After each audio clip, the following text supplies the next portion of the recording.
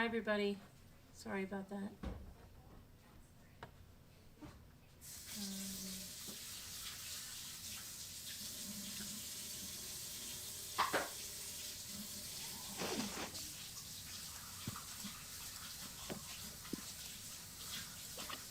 Yeah, so there's a weird thing on true crime about some guy that was, and I'll show it to you. Let me just get to the live.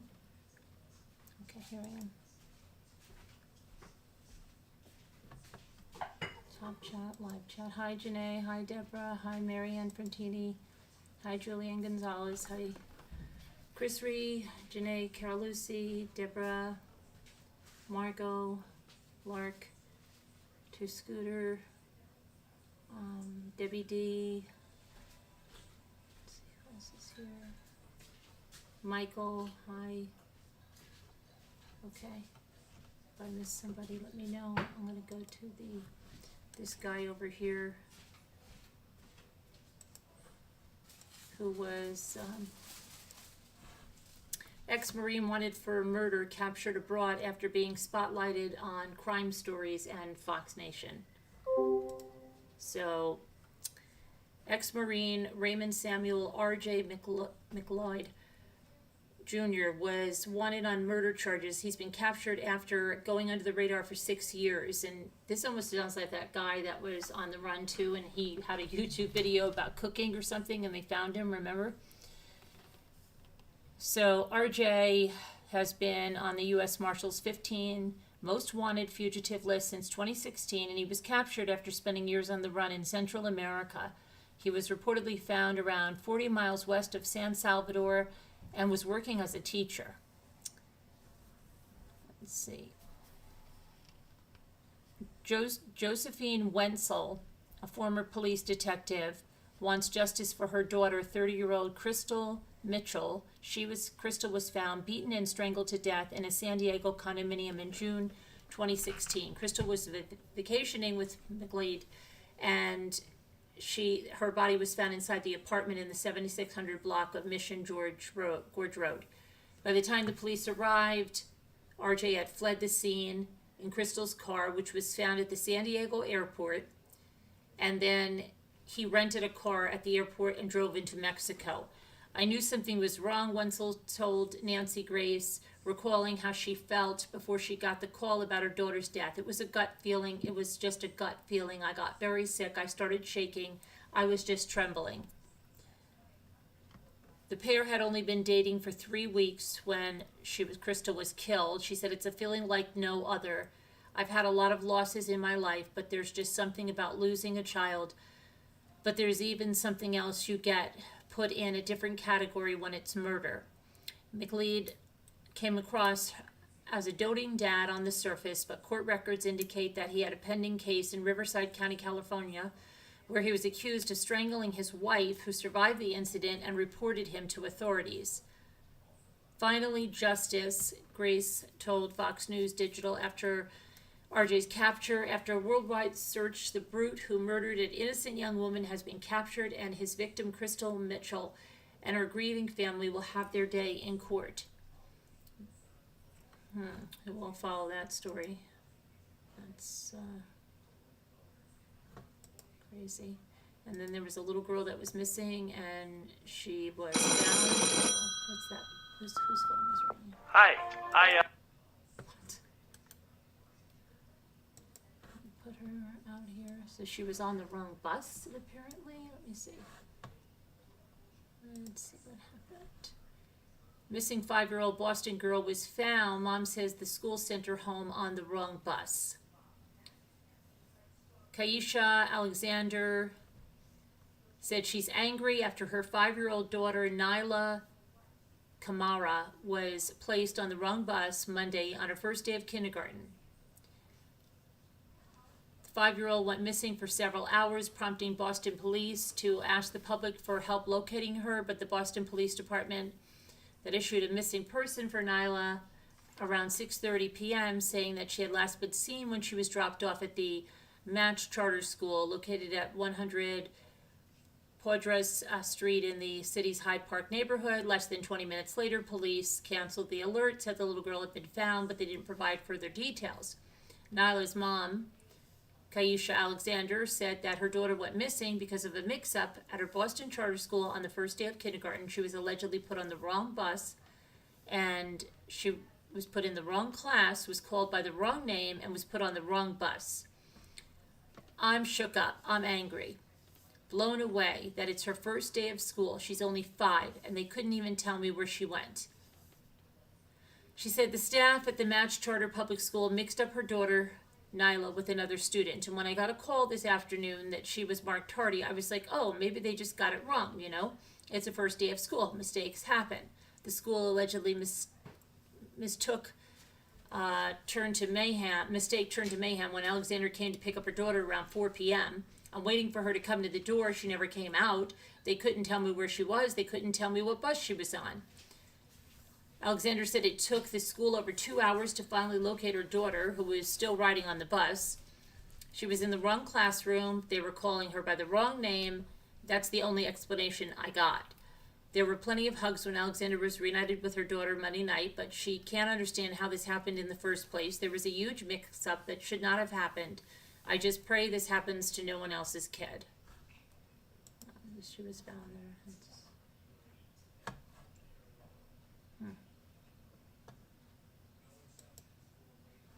Okay, and then there's this crazy story. Crazy. Flagstaff, Arizona. Missing parents of 2 young boys mysteriously vanish. Weeks ago, dad has pancreatitis. I can't see. Sorry.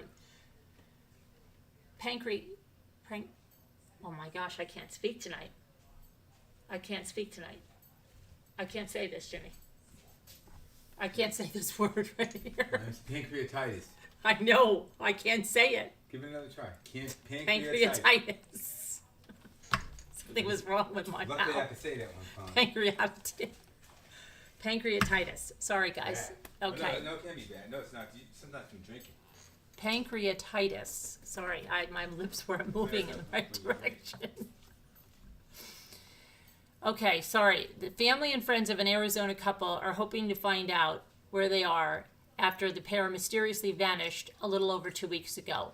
Lila Zeller and her fiancé Jacob Flynn told friends they planned to stay at a hotel on August 12th and have been missing ever since. Friends say they were last seen in Flagstaff in a 2013 red 4-door Focus.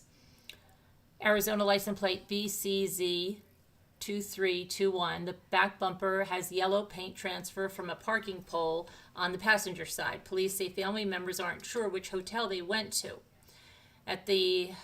As time kept creeping on, I got more and more worried. Now it's all worry, said her friend, Erin Wood. The pair share a 7-year-old son together, and Zeller has a 6-year-old son from a previous relationship.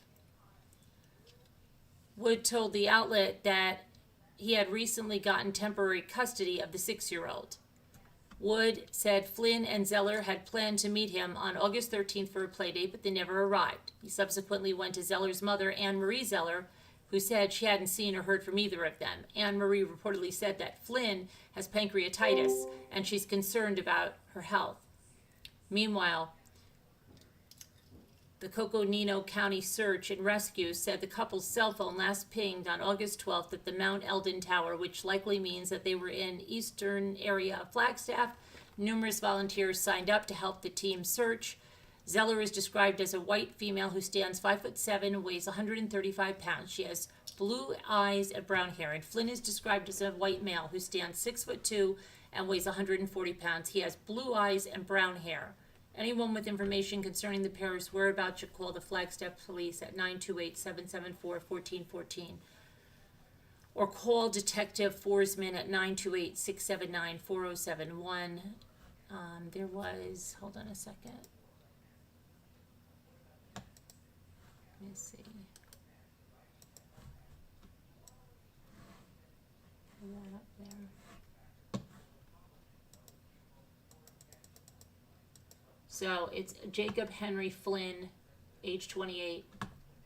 Lila Mae Zeller, age 28. This is their car, 2013 red Ford Focus. Has green and white parking sticker from an unknown apartment complex on the rear window. On the driver's side, the rear passenger bumper has a yellow paint transfer from a parking pole. Possible locations: hotels, motels, camping locations off of Woody Mountain Road, heading to the edge of the world, and locations of Highway 898 towards Sedona.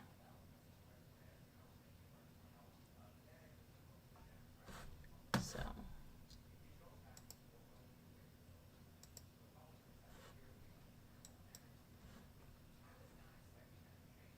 okay, and I just want to see one thing here, because Dad is the one that's supposed to have the pancreatitis. But this article is wrong, because let me see something. Did they do this? Where's the pancreatitis thing? Oh no, it's right. Flynn. Yeah, that's the father. Jacob Henry Flynn has the pancreatitis.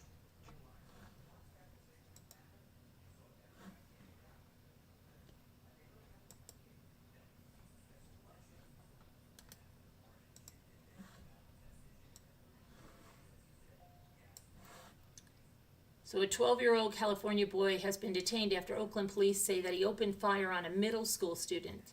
The incident occurred Monday at the Madison Park Academy in East Oakland. San Francisco Gate said that officers were dispatched to the scene shortly after the 1:30 p.m. shooting. The victim was taken to an area hospital and is currently in stable condition. The 12-year-old suspect fled the scene, but police eventually caught up with him and detained him. It's unclear where he was found. And the Oakland police chief, LeRon Armstrong, said, "You have heard from me over the last several weeks about a number of shootings and incidents that have happened in our schools and in our playgrounds. And after the shooting, this is impacting every area in our city. No one is immune to this level of gun violence." It's really crazy.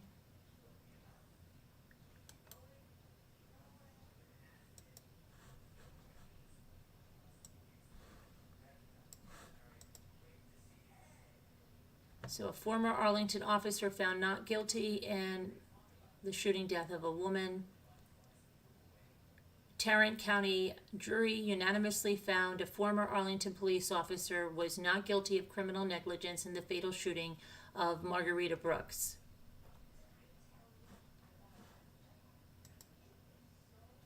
And that was a very small. Let's see what Margarita Brooks. Let's see what that case was about. Okay.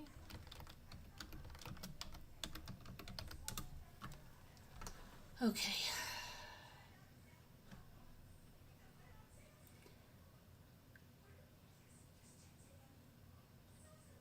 So what the case was about: former officer Ravinder Singh shot 30-year-old Margarita Brooks to death during a welfare check in August of 2019. Singh allegedly called out for Brooks, who was unconscious in a grassy area in Arlington with her dog beside her. His calls caught the attention of her unrestrained dog, prompting it to bark and charge at him.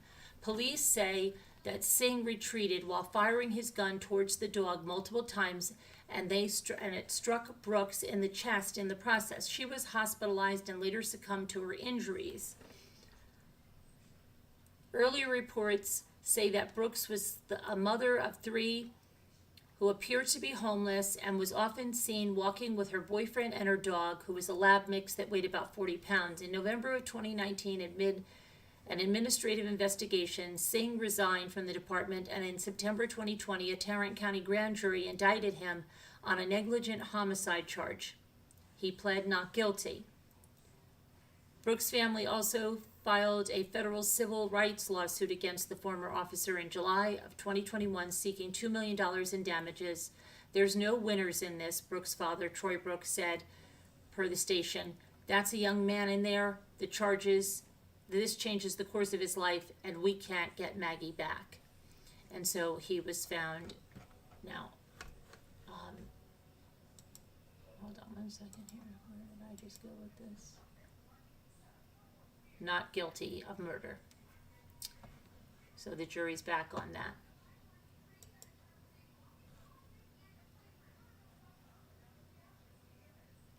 Let's see, Anna Sorokin is in the news again.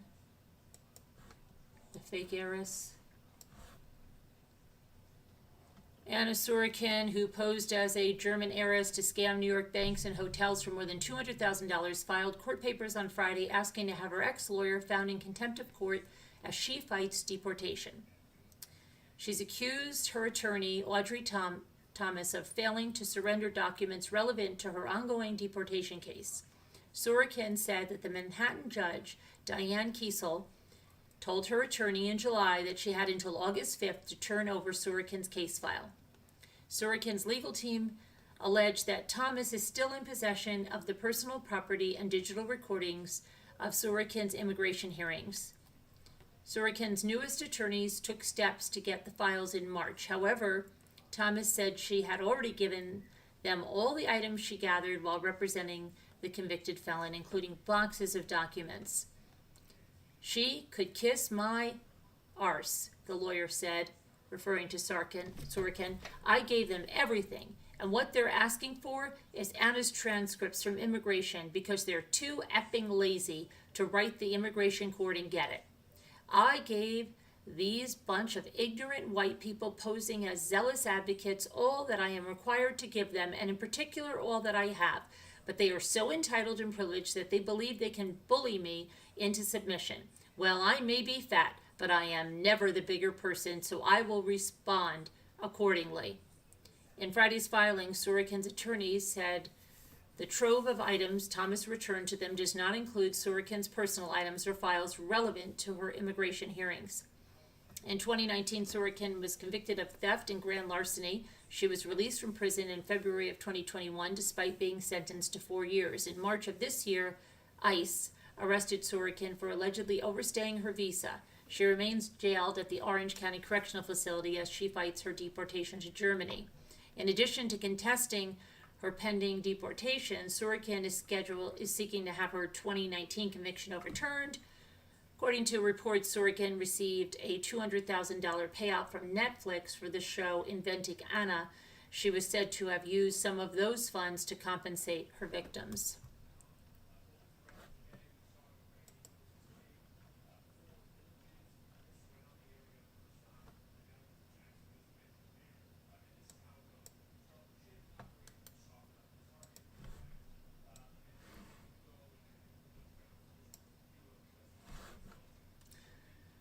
So a Massachusetts couple was arrested last week for allegedly assaulting and R-ing a woman in a New York hotel room. August 23rd, a Red Roof Inn receptionist told Onondaga County Police that a 34-year-old woman wearing only a t-shirt ran to the front desk asking for help. Police say that Tashina Flannery, 30, and Dustin Wilson, 27, beat the woman with a baton, and then they repeatedly R-ed her and abused her with intimate toys in a hotel room, according to Syracuse.com. The victim reported that she had been R-ed by the two suspects in room 207, and the receptionist recalled checking in to Sheena Flannery, 30, on August 18th, and that Flannery was the man and two young children who were also with them. The victim reportedly met Flannery and Wilson at the hotel. She allegedly claimed the suspects repeatedly R-ed her using the intimate items to hurt her and forced her to perform different acts on them. After the victim somehow escaped from the hotel room, the receptionist reportedly hid her in a closet as she called 911. The receptionist told cops that the victim's injuries appear as if she fell down a flight of stairs, and she had rings around her wrists, suggesting that she had been tied up. Authorities removed the two children and took them to the McMahon Ryan Child Advocacy Center, and reports indicate that they were ultimately placed in the custody of the Onondaga County Child Protective Services. Wilson and Flannery are facing various charges, including first-degree criminal S-acts and aggravated S-abuse, assault, criminal possession of a weapon, unlawful imprisonment, and endangering the welfare of a child. Wilson is jailed without bail, while Flannery remains jailed on a $50,000 bond.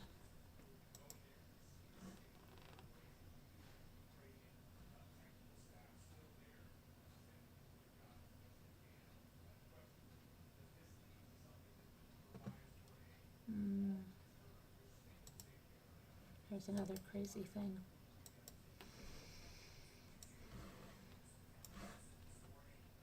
So, a rapper offered a hitman $10,000 to kill a woman in a failed murder for hire plot.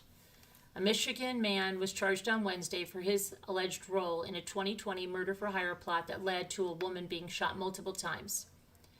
Clifton Terry III, 31, offered Andre Sims, 25, $10,000 to kill the woman who Sims shot 3 times outside a Sterling Heights apartment complex in November of 2020.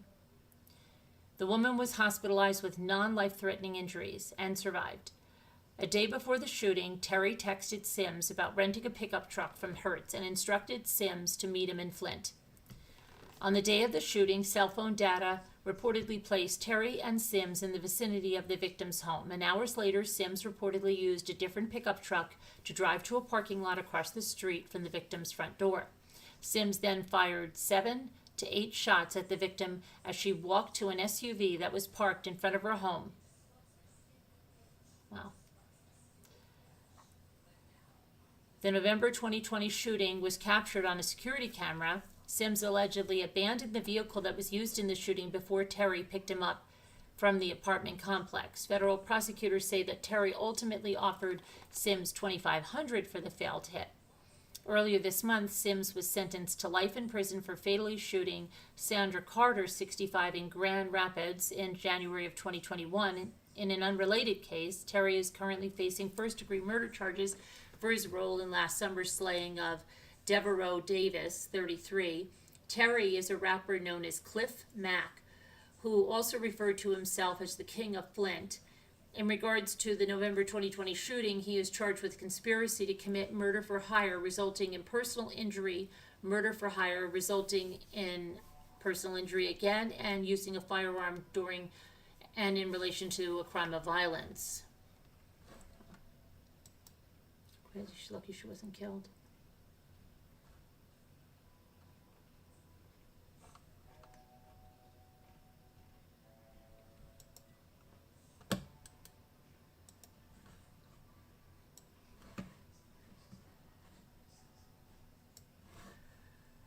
So, an alleged attempt at an exorcism at a children's Bible camp in Canada is under investigation because the little boy attending the camp, who they were trying to exorcise, was found injured.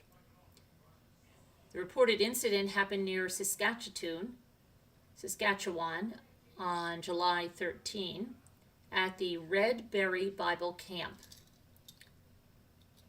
Officials who reviewed the complaint indicated that a male staff member had been accused of performing an exorcism on a boy inside a cabin as other children at the camp watched. 2 witnesses told police that they saw the victim bleeding from his nose and twitching after the incident. The staff member then allegedly told the children that the demon had been released from the victim. According to a report by the Canadian Broadcasting Corporation, the staffer also told the children that he knew how to get rid of demons and then handed them his business card and told him to keep in touch with him for the remainder of their lives. Parents would reasonably expect that in sending their child to camp, they would be in a safe environment and treated in a way that does not threaten their physical or emotional health and well-being, said University of Regina social work professor Lise Milne. The Red Berry Bible Camp Board Chair Wayne Dick said that they are investigating the matter and the staffer accused is no longer at the camp. I will tell you that we are investigating the situation. I'm not prepared to discuss it at this point, Dick said. I can assure you the worker is not at the camp. Wow.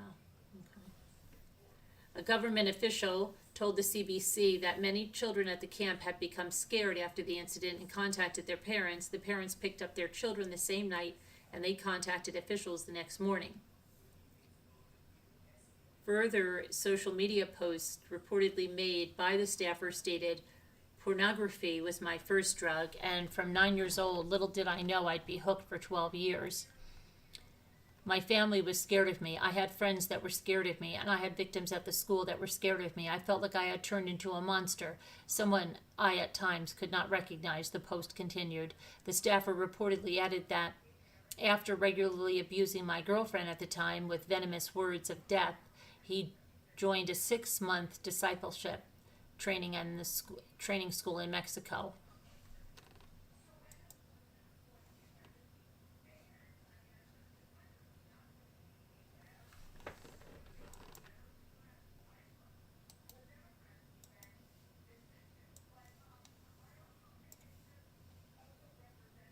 Pennsylvania police arrested a man on Wednesday after his fiance's father caught him essaying a 5-year-old girl. The girl's grandfather called the Middletown police on Aaron Cunningham, 22, who was his daughter's fiancé, after stopping the essay act. The grandfather claimed he originally saw his granddaughter sitting on the man's lap in a bedroom that doubled as a playroom, and the grandfather thought it was weird, but he did not press the issue at the time. Minutes later, the grandfather went to the bedroom after noticing how quiet it was in there, while 2 other children played in the living room. It was then that the grandfather witnessed both his granddaughter and the man with their pants down and everything exposed. Ew, gross. The grandfather reportedly yelled and punched Cunningham, sparking a commotion that led another woman in the apartment to intervene. Cunningham allegedly apologized and claimed that he had blacked out. Cunningham initially told arresting police officers that his shorts accidentally fell down as he stood up. However, he allegedly later stated that the 5-year-old girl pulled her pants down and he did the same because he felt numb. "I just sat there with my junk in my hand," he said. "It was just going through my head if he should really do it or not." The victim reportedly told police this was not the first time, as similar incidents have occurred 5 times prior. The man is charged with the R of a child, indecent assault, unlawful contact with a minor, corruption of minors, and indecent exposure, and he's due back in court on September 7th.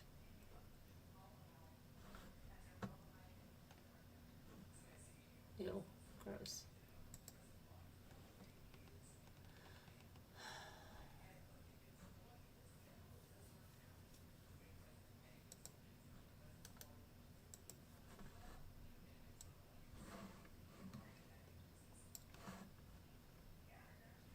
A Texas deputy is dead after someone shot him while he was up picking up food for his family. 6:30 p.m. on a Sunday, police officers were called to the fatal shooting off of Madera Run Parkway in the Atascosa area. A deputy constable identified as Omar Ursin, 37 years old, was reportedly shot while off duty while driving a Ford Focus. First responders rushed Ursin to a local hospital where he was pronounced dead. And they say it's with heavy hearts and utter disbelief that we share the tragic news of the senseless murder of one of our own, Deputy Omar Ursin.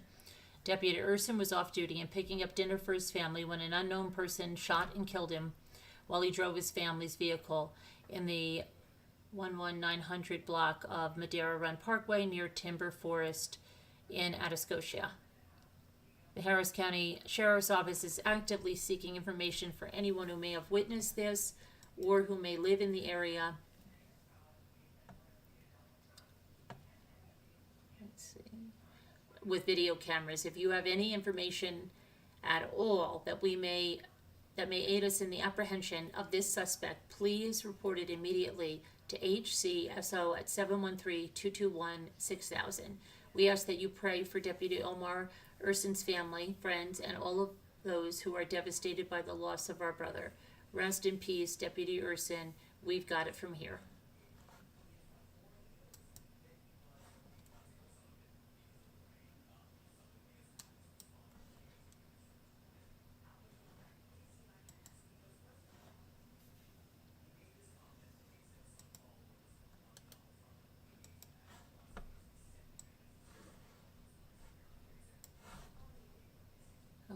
A New Hampshire man was arrested in Chicago last week and charged with putting a hidden camera in a public restroom at a Florida beach.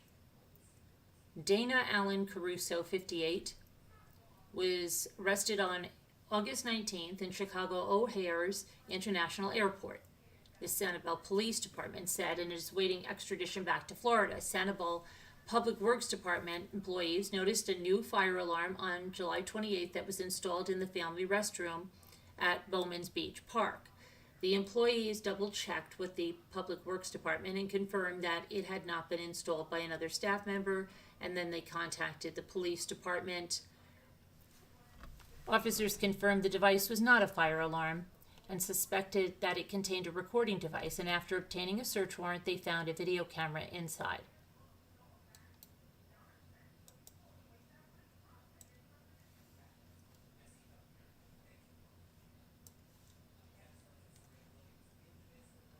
Investigators identified Caruso as the suspect in the case, and they noticed other police departments in the area. They notified them to check restrooms and changing areas for similar devices.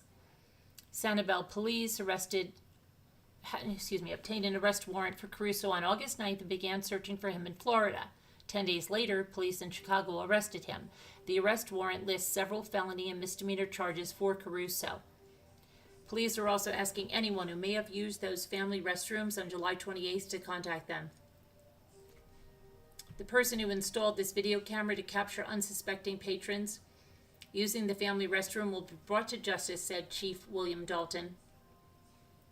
I ask that anyone who used that family restroom facility at Bowman Beach Park on July 28th, please contact Detective John Eicher by calling 239-472-3111. We would like to identify victims of this crime so additional charges against the suspect can be considered.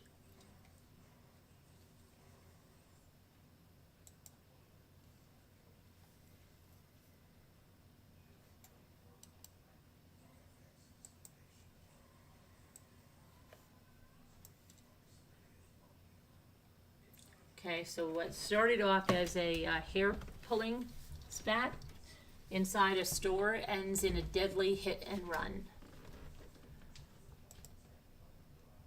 So a fight between two women that started inside a Far Rockaway bodega Saturday morning ended when one of the women got into her car and slammed into a man sitting on the sidewalk.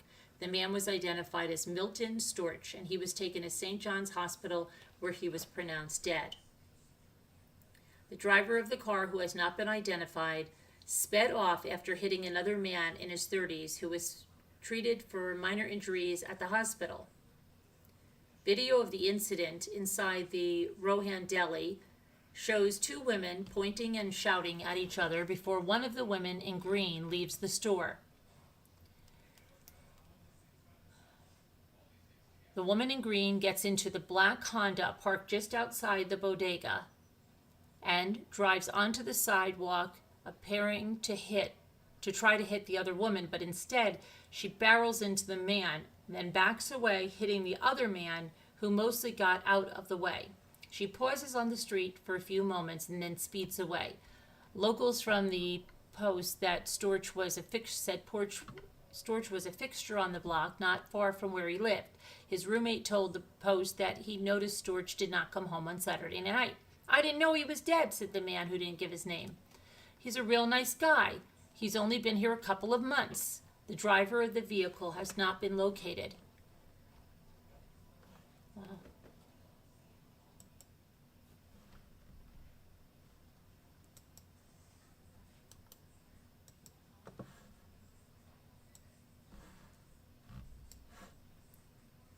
A robber stealing lingerie from an adult video store in Brooklyn on Sunday whacked the store owner on the head with a baseball bat and fought with police who tried to arrest him.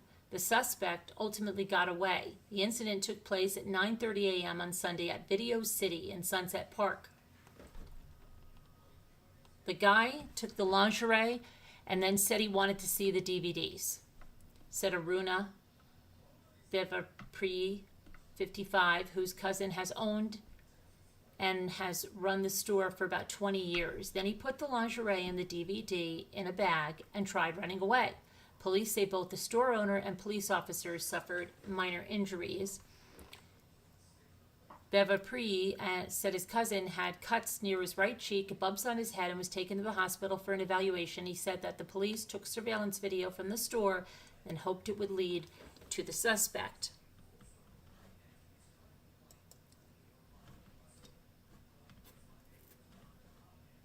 Wow, this is the third person that they have not apprehended.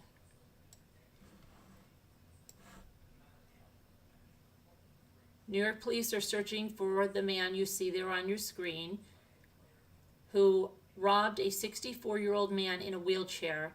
It took place in a Staten Island MTA bus, and the suspect took $250 cash from the man's pocket.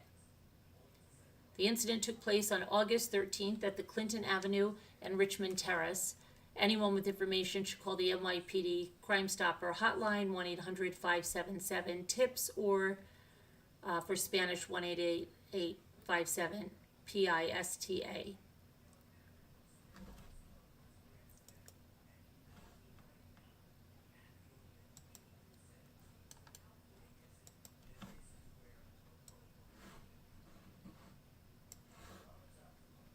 Okay, 3 people are dead after a gunman opened fire at an Oregon grocery store on Sunday night. The suspected shooter is one of the dead, says Bend Police Chief Mike Krantz. Krantz said the gunman apparently came into the Forum Shopping Center parking lot from a residential area behind the center at about 7 p.m. The shooter moved through the parking lot from the Costco on the west end, shooting rounds from an AR-15 style rifle. The shooter entered the west entrance of Safeway. The gunman shot one person at the entrance to the grocery store. The person was later pronounced dead on arrival at the hospital. Inside the store, the shooter killed a second person. When officers arrived, they reported hearing gunshots from inside the store, but they found the suspect gunman dead inside with the AR-style rifle and a shotgun nearby. Krantz said no officers fired their weapons. As often happens in cases of mass shootings, there are reports of a second gunman, but Krantz said that investigators found no evidence, and they also investigated reports of shootings in the vicinity but found no evidence of those either. Krantz said the one person was wounded in the shooting, but the injuries were not life-threatening. Krantz also said that investigators were following up reports the gunman made on social media prior to the shooting. The shooting sent shoppers and employees alike scrambling. Josh Kaba said that he was inside with his 4 children shopping while his wife, who wasn't feeling good, was waiting in the car outside. About 10 minutes later, we started heading to the front. He said, then we heard I don't know how many shots out front, 6, 7. I immediately turned to my children and said, run. People were screaming. It was a horrifying experience. Kaba and 3 of the children ran out the back exit and found that his wife had been driven around to the back and was shouting for them to get in the car. Realizing one child wasn't with him, Kaba went back in and found her, then escaped to the safety of the family car. An employee named Robert told Central Oregon News that he and 3 coworkers ran into a walk-in refrigerator and closed the door and stayed there, hidden, until authorities arrived. Some witnesses reported the gunman was dressed in black, and others say he was carrying duffel bags. That information has not been confirmed by the police. He reportedly stalked the aisles, spraying gunfire as he went. That's scary.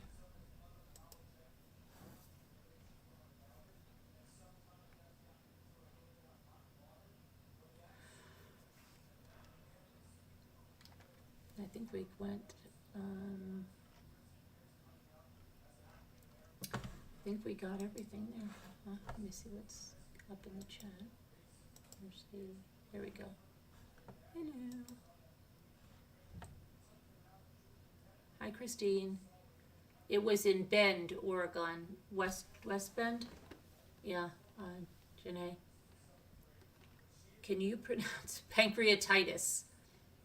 Yeah, I don't know why I couldn't say it, Michael. I just kept looking and I could not get my mouth to make that sound. It was crazy. I've had that happen to me before. Hi, Tracy Kloss. Hi, Linda Uribe.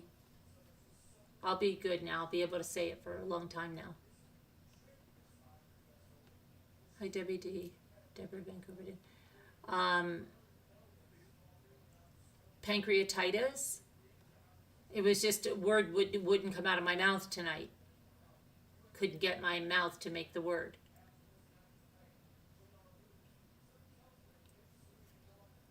It happens. The other word was, oh gosh, what was that? There were two other words that were crazy. Specificity, right? That was specificity. That was crazy. That was in that Patreon thing, specificity. And then there was, where's the other one? Specificity, and it was that one I remember. It was hyphenated, and it was on another line. And I remember I called Jimmy over, and it looked so bizarre. Yeah, everybody's saying, you're saying this looks great on me. This is like literally at least 14 years old. Okay, so, but thank you. But there was, what was that other one that was so crazy, remember? Thank you, Liz Tops, for the super sticker. Number 1, thank you. I'm trying to think.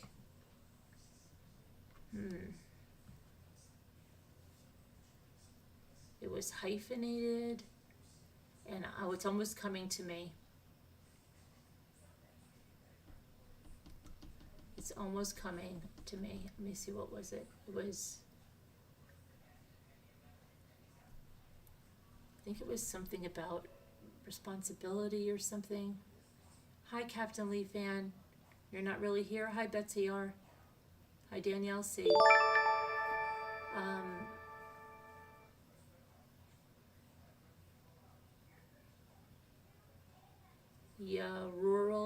Rural. Oh, rural. It's a rural area. Is annoying to say. Rural. Yeah, rural. Aurora lives in the rural area of town.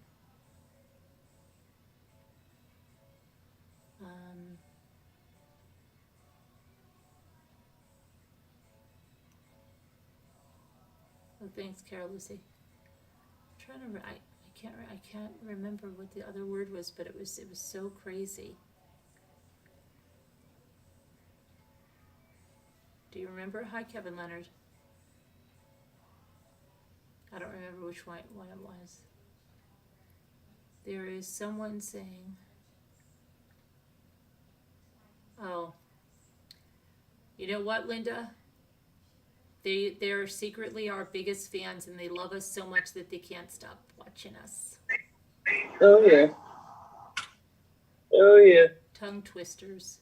Oh, let's see who's here. Let's see who's here on the panel. Let's see. Video. Oh, there's my friends. Okay.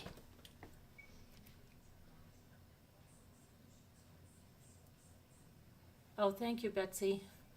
Just wish they would stop and enjoy their holidays. Yeah, it's Labor Day, right? This weekend coming up. Yeah. Yikes! I can't believe it's Labor Day already.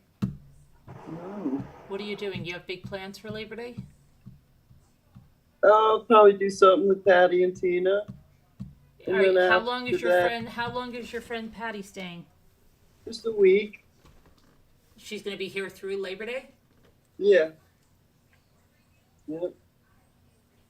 And then after that, I was thinking about going to Ocean City, Maryland for a couple of days. Cool. All the prices will drop, you know. Oh, will they? Yeah, school will start. Didn't school start down there already? Yeah, but Ocean City still have Maryland kids that don't start until normal after Yeah, Labor it's so Day. weird. Yeah, I think a school up here started because I see somebody on Facebook that we know, and her kids start. I'm like, what school is she freaking going to? I thought she went to our school. I mean, I don't know where she's going, where she went. Mm. I gotta ask Jimmy. Jimmy? I don't know where he is. We're leaving on the 6th. Oh, the funeral. Yeah, I'm sorry about your father-in-law. It was your father-in-law, right? You're flying out of Charlotte?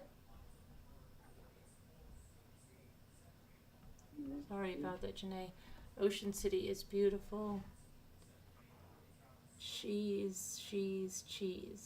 She's cheese. What? I can't see you, Kevin Leonard. Oh, I couldn't see Kevin Leonard either, but somebody was saying, it's your birthday tomorrow? Happy birthday, Liz Tops. Happy birthday to you. Happy birthday. It's very expensive at Ocean City, Betsy? Not after Labor Day, not in the fall. Oh. You're staying overnight? Couple nights, Couple nights. maybe even 3 nights. Wow. They have shells on those beaches? Yeah, they have the white clam with the purple edging. And You should get a bunch of those. You could sell those at the auction. I'll try. Load up your trunk. I'll try. Yeah. It's better after a storm, so we'll see. Usually storms when I go there. Yeah. After Labor Day, it's better, Betsy said.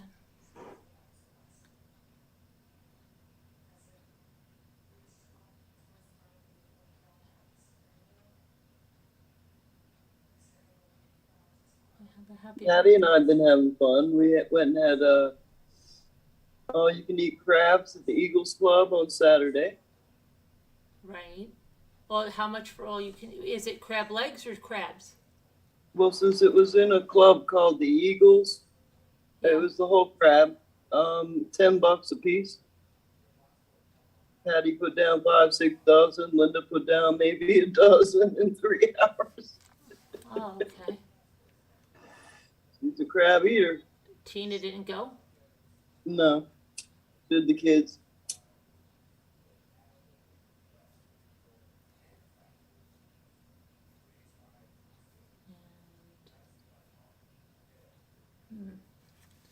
I can't believe it's going to be Labor Day weekend. It's so crazy. Summer went so fast. I don't really know how fast the summer went. We didn't even get on the hike that well. Well, we can always do that in the fall, but it's just like it went. I don't know how the summer went that fast. But I think it's because we mostly, we spent so much time staying at the other house, just, you know, and that's how I spent every summer of my life. Right. You know, and it's a beautiful place to spend your summer. Yeah. Yeah. And you do feel like you're in somewhere, different. Absolutely. Yeah. So I mean, I guess Or like, layout there, is like, probably the different. entire month of July there, so we don't usually like just really move over there for the entire month of July. So yeah, that was it. It was weird. It was like and brings back a lot of childhood memories for you. oh yeah, yeah. That's Yeah. wonderful. Did a lot of swimming. Did beautiful swimming today, and then even I laid out on that raft that Luke had out there. That was nice. Tried to get the back of my legs a little bit tan. I don't know if I succeeded at all. You But just have to back out of wherever you're going. Just come in and you because back my legs out. never get tan. Like usually my feet, the tops of my feet with my legs are like milk bottles. So I tried to get Well, the that back. takes work. You have to lay down. Yeah, that's my thing. You're too active. So we were working with that big thing, and then I laid It out. said just back out of a room. It's beautiful, but it was so nice, and I don't know. Let's see. No, I'm not still talking about rural. I've moved on from that nature lover. I've moved on from that. I just don't know, like, it just feels like it was so much shorter this year. I'm trying to figure out why.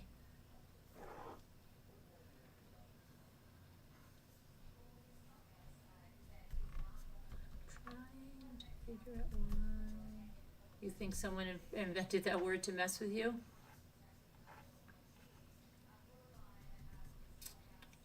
Hi, Sean Sneed. How are you?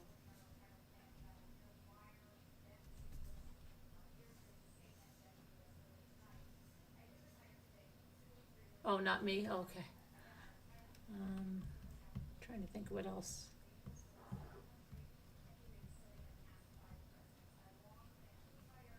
Chatter. But it went fast. But I had a lot of things planned all summer. I know you did. Yeah, and I didn't get to. You got a lot of things in. Yeah, but never, like, oh my gosh, there were projects I wanted to get in with the deck, and I never got to like a lot of that stuff. But I don't know, maybe it'll be a nice September, and Yeah, be cooler. It's been really hot all over. trying to do stuff. I've got some fun things planned, but We'll make a list and just start anywhere on it. check it twice. Don't check it twice. Just start everywhere on it, anywhere on it. Yeah. Even if it's the middle. I've gotta put down those 2 calls I have to make.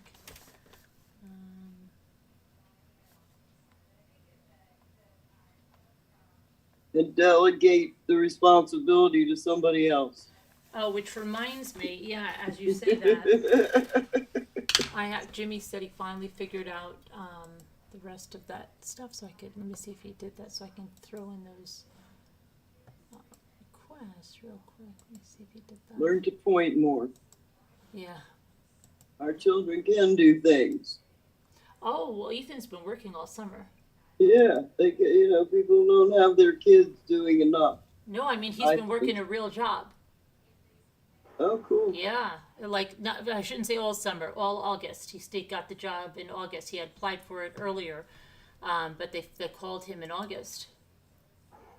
Good. A real job. Yeah, he's been sacking away his money in anticipation of his car in 2 years, He probably wants a car. Yeah.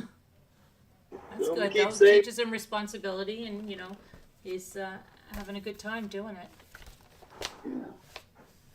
They like to be responsible, and they do want to be contributors. Mm-hmm. But if we spoil them and put them in front of the TV with those games, they're never going to get out of that room. Yeah, no.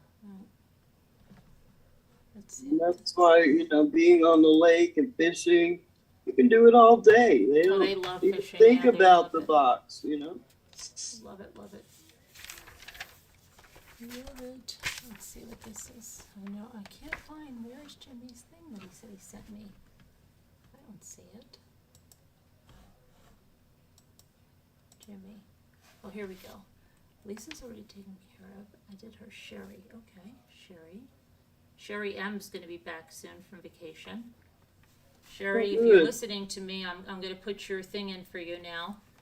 And Nicole, where's Nick? Had we seen Nicole today? Real earlier. Oh, okay. I'm putting your thing in, Nicole. And Ruff, I took care of Ruff, didn't I? Yeah. Tammy, I've got your thing going in. Let's see. And Janae.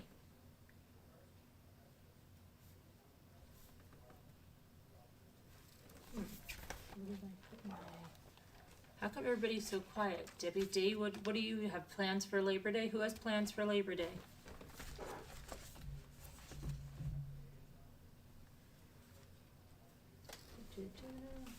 Debbie. Don't all speak at once. And then they'll all come on and speak at the same time. You know it. Yeah. Who will win? Yeah. And then they'll take applause and keep going. We're women. We can sit in a room and talk over each other and still know what every conversation is in the room. Right. 1082.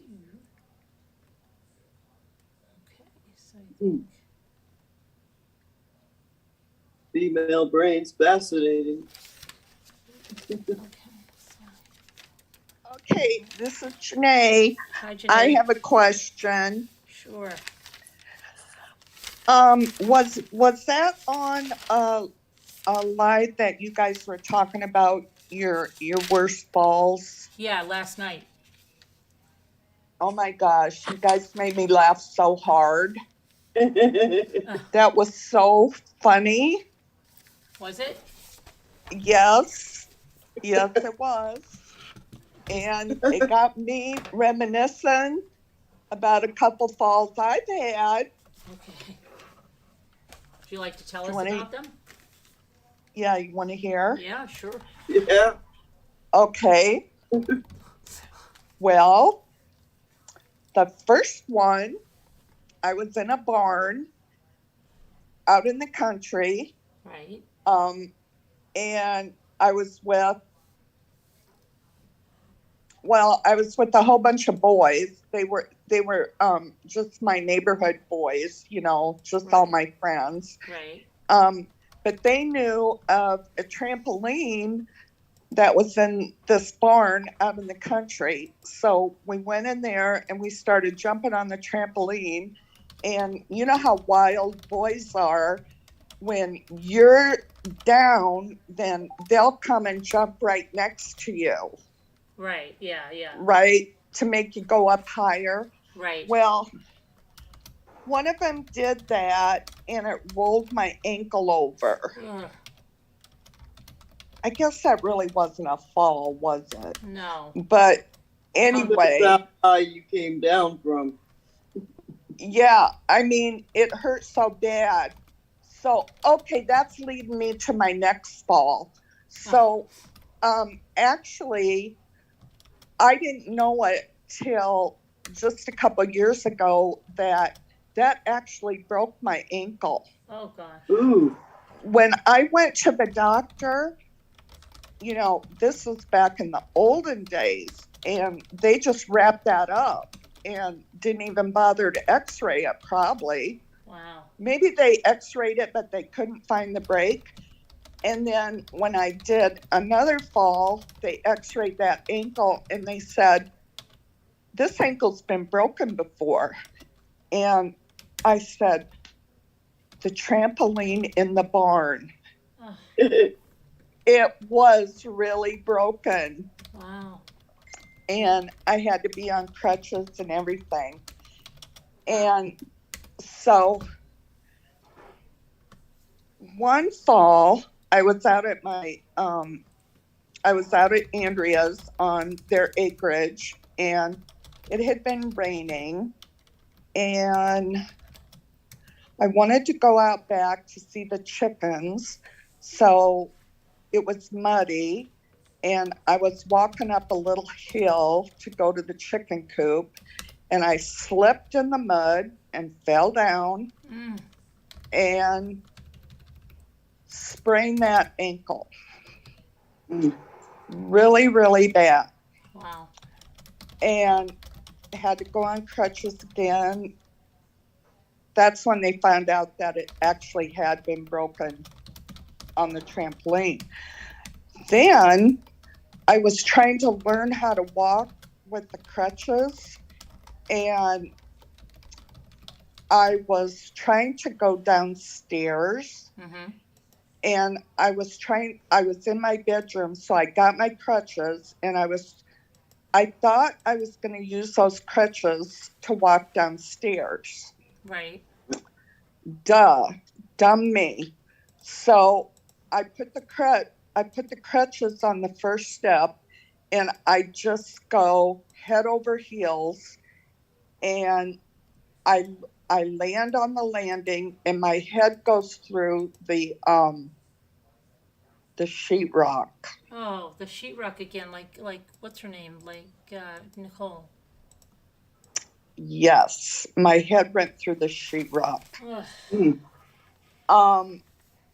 And I thought like I would have brain damage or something. Maybe I do.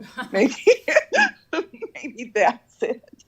but it was hard enough that it broke the sheetrock. But other than that, I just rolled down the steps, and that was it. Oh gosh.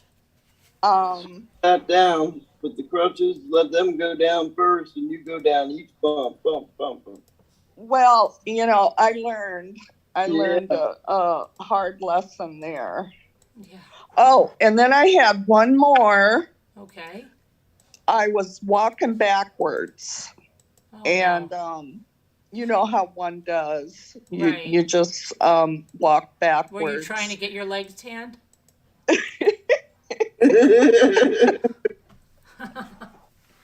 Yes, I think I was. Okay. Because it was in the summer. Right. So I was the tan walking, Yeah. walking backwards and tripped over something. And I put my arm back to catch me, which broke that arm. Oh, great. So, But at least your legs were tan.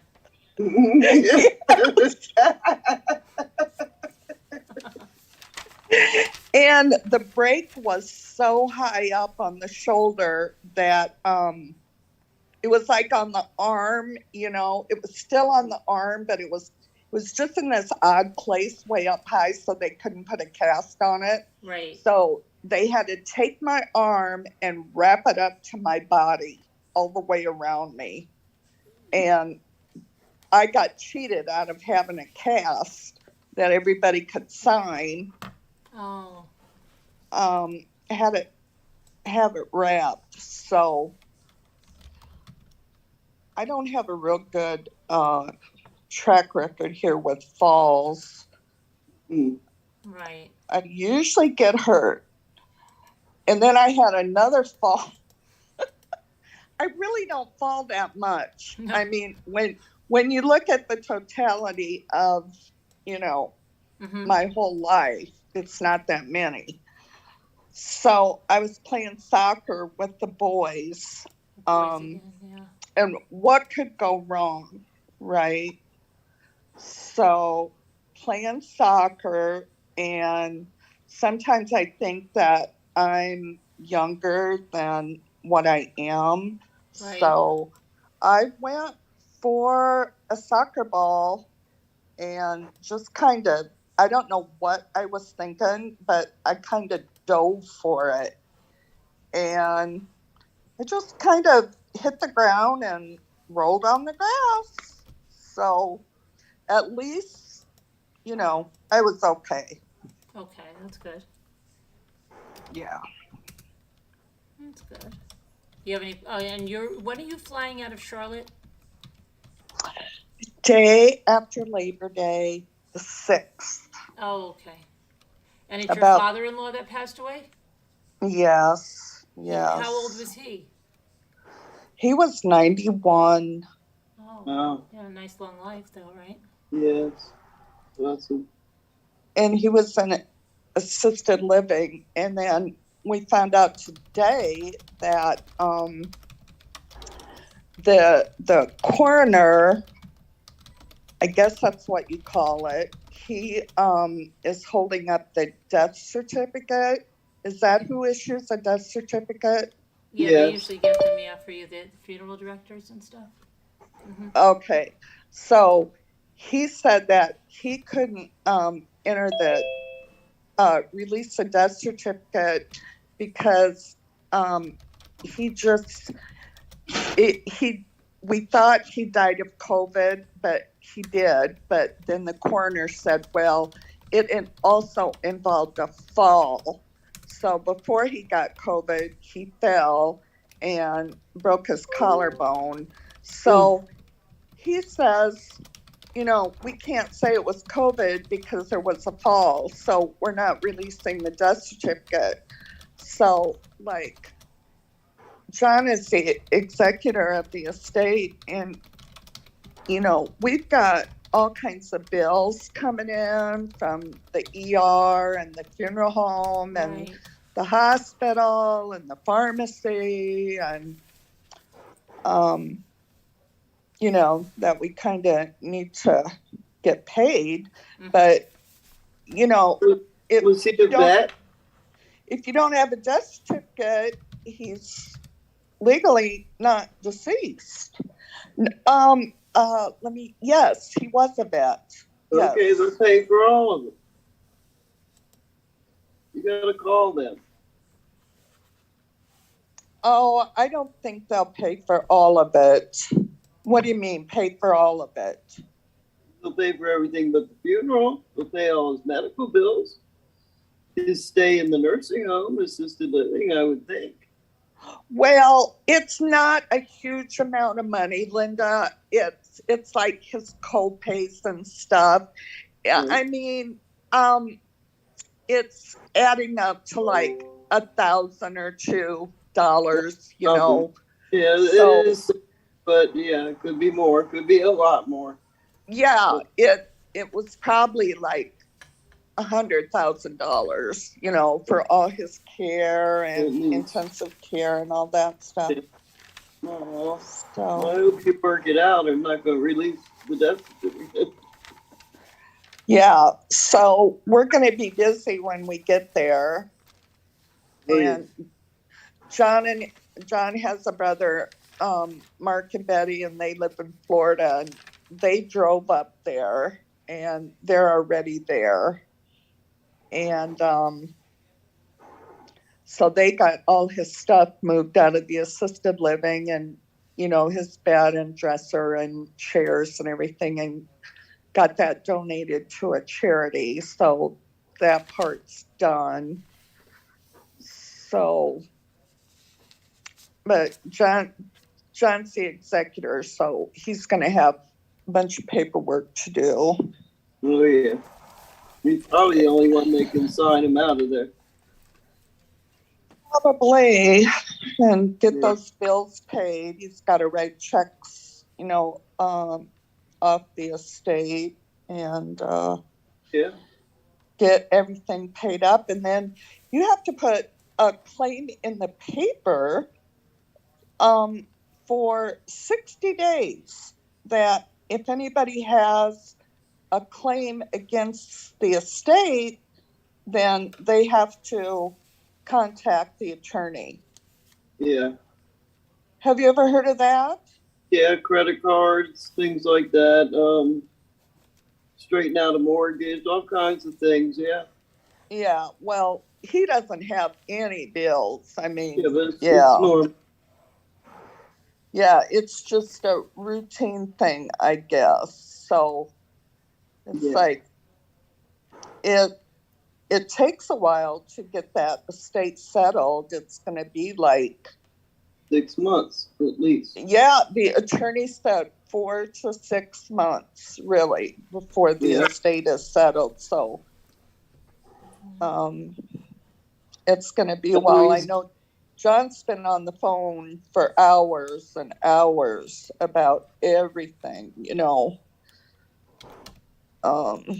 with the funeral home and with the attorney and with all the relatives and, you know, getting everything set up. So we have been busy. We've been busy doing that. Is your husband an only child, or does he have siblings? No, but he's the oldest out of 3. Oh, And he's got Mark, who's the middle child, and he's in Florida. And then Meredith, she's in Iowa. So, and that's, no, where At we're least going. everybody get there. Yeah.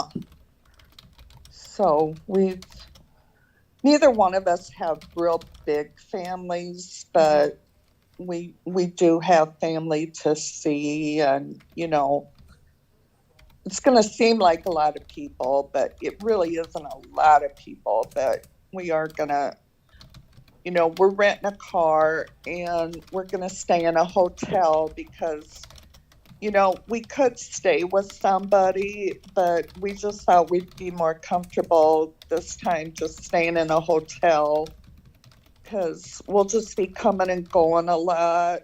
And Yeah. we're going to get a car and just, do what we need to do. Not put any pressure on anybody because, everybody's kids are going back to school and, it just seems like when a season is turning over, then, you just get real busy with your life and everybody's got things to do. So we're going to stay in a hotel. Mm-hmm. Yeah. So that'll be fine. I am looking forward to going back and seeing my family, and I have a niece that I'm really, really close to. And so we'll get to hang out, go shopping, have fun. Her name's Jane. Well, It'll that's be good. Jane and Janae. Oh, Jane. Jane. Jane Marie. Oh, Jane Marie. Yep, I had a Jane friend named Marie. Jean Marie, but we called her Jeannie. Really? Uh-huh. Yep. I love that. A lot of people in our family have the middle name Marie. Yeah, yep. My oldest does. My daughter does too. That's just such a good middle name. I love it. Just love it. Jane Marie. Isn't that pretty? Yep. And yeah. And I was 6 years old when she was born. Oh, really? Yes. And she's, Yeah, did you say she's your niece? Yes, Now, she's see, my niece. I'm 2 years old, 2 years different from my niece, and 4 from my nephew. So yeah. Oh, wow. Yeah, I was an aunt at 2 years old.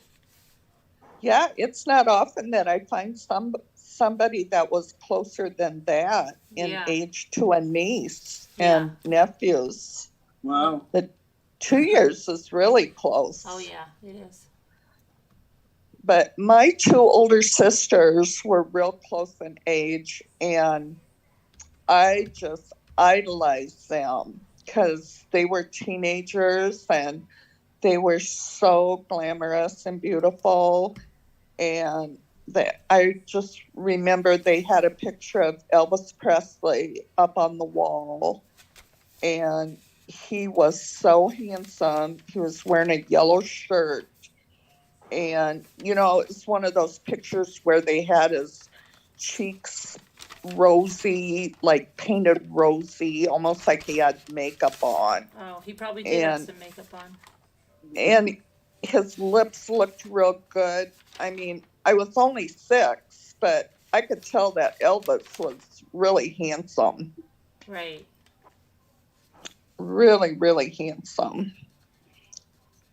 And they really liked him. Back in the old days. Huh? What, Linda? Back in the old days.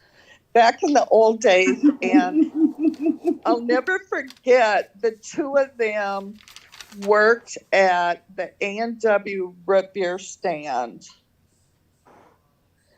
And That's the way you say root beer.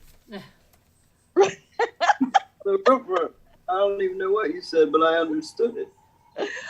The root beer stand. Does anybody relate to the root beer stand? I mean, are we the only ones that had one of those? I mean, no, we have the A&W, but it's with the Long John Silver's in Pennsylvania.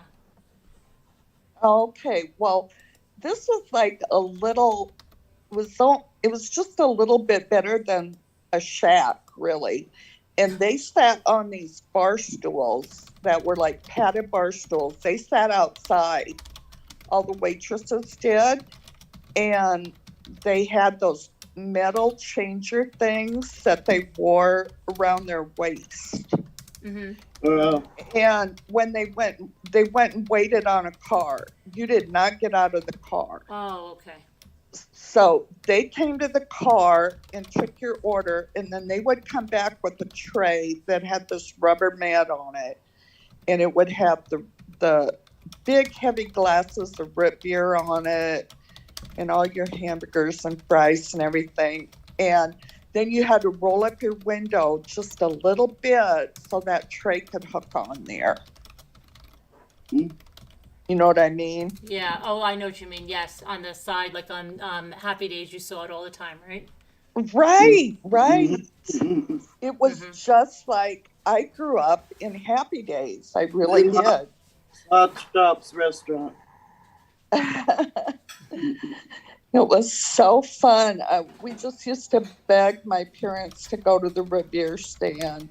Like, please, please, please. It was like a matter of life and death. And they had a baby root beer. It was in a little replica, tiny root beer glass. And it was 5 cents to get a baby root beer. Delicious. I can taste it. Oh my gosh, it was so good. It was a baby root beer? A baby root beer. And it was only 5 cents. But it was just regular root beer, right? Yeah, it was. Yes, it was regular root beer, but it was in that little baby glass. Because it came out of the soda fountain, it tasted so much better. Yeah, it was ice cold. Yeah. Ice cold with no ice, like they fill up all the drinks no ice today. Did you ever, I'm sure you did, besides Woolworth's counter, did you ever go to a food counter in the pharmacy? Oh, yeah, I remember those. They had some of those here. Yeah, that was always a treat. In the pharmacy, yeah, I know. Yeah. Mm-hmm. Oh, yes. The Woolworths had it. Yeah, that Woolworths that Liza brought us to yesterday, that was weird. Woolworths, Well, we have to figure out, is that the same family? Yeah, I know. I wonder. We should see if it was. You would think so. I mean, it's kind of a weird thing not to have that. Well, I think there's 2 of them left. Danielle. Antique stores. I think one is in North Carolina near Asheville, and then there's one in Bakersfield, California, and they still have the food stand in Bakersfield, but it's an antique store on the first floor. And it's the Woolworths store. Yes, the chemist was. The chemist. The chemist. Danielle says the chemist. With the chemist. You ever have a root beer float with the chemist or a malt with the chemist? And Danielle says the mom and dad root beer loved each other very much, and they had a baby root beer. Oh. Everything is a mom and a baby around here. If we see a big shell and a little shell, it's the mama shell and the baby shell. Right. Yes. Or it's Mother Mary and baby Jesus. It's always the mama and the baby. The shapes are unbelievably that, I will say. Mm-hmm. When I was leaving my daughters the other night, they have a real long driveway. Mm-hmm. It's probably like, I don't know, maybe a quarter of a mile long. But so I was going down this driveway and it's kind of winding. And so I wasn't going fast at all. 3 deer walked right out in front of me. It was just so awesome. And they, they saw my headlights and they kind of hesitated and looked, and it was just so awesome. I thought of you, Carolyn. Yeah. They were really pretty. Hey, they just sometimes jump out in front of your car. I had one hit the side of the car and it sounded like a bomb. And then I looked in the rear view mirror and it was twitching. Oh, no. Terrible. Oh, my gosh. Yikes. Well, I'm sure it was a mom and dad and a baby. That was on the Taconic, Carolyn. I had a Nova. Yikes. Ran into the side of it. Boom. What was that? I had once, remember when they made those minivans and the whole thing was that you could hit them with like a baseball bat and they were made out of this stuff. It was almost like some kind of plastic or something, and it would pop out. They were the Chevy, the Lumina and the Pontiac Transport vans. Okay. Well, no. okay, they were made of this thing that literally you could hit it, and it would pop in, and it would pop out, hitting like dent. Oh, And wow. one time I was coming home from a PTA meeting, right? And this deer, I was going slow, and he ran into the side. He didn't die at all because we was going slow, but he just looked at me like, "What the hell?" And I didn't notice any. Like I was like, "Oh, he ran into it." But then I drove up like 5 feet, and all of a sudden, just imagine like a 2-liter bottle popping in and popping out. Yeah, big That noise. big pop out with a pop, and I was like, "Oh my gosh!" But there was no damage to the car at all, and the deer was fine. Wow. He was just pissed. I've had deer here in the engine. Oh, in the all grill, kinds of yeah, things. yeah. Yeah, and it got sucked in by the fan. Oh, okay. There, they molt or they shed or they do something ugly. Yeah. Yeah. Yeah, I've had my share of that too, and it can happen around here. Mhm. Absolutely. I just think one comes out, there's 3 more behind it. So basically, slow thing down. Yeah. They have things that go on the front of your cars, but I don't know how it Those works. whistlers, I don't know if they work. I mean, I guess. I don't know I never heard one. I don't know. Yeah. I don't know. All right, I'm almost done with But yeah, they'll be running again because hunting season will come soon. Yeah. And they'll chase them out of the woods. That's kind of cheating, but they do that.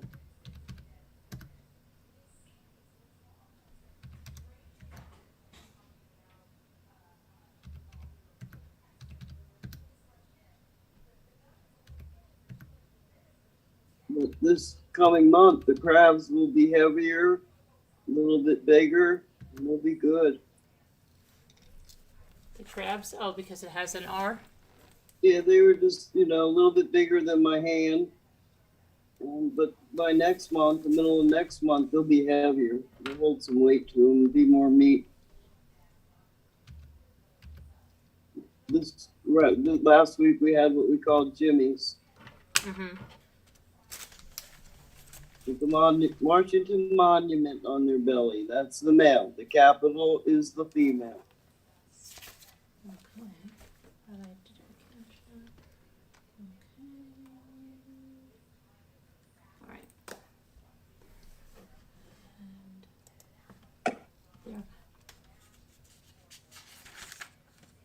She's gonna tell Jimmy something.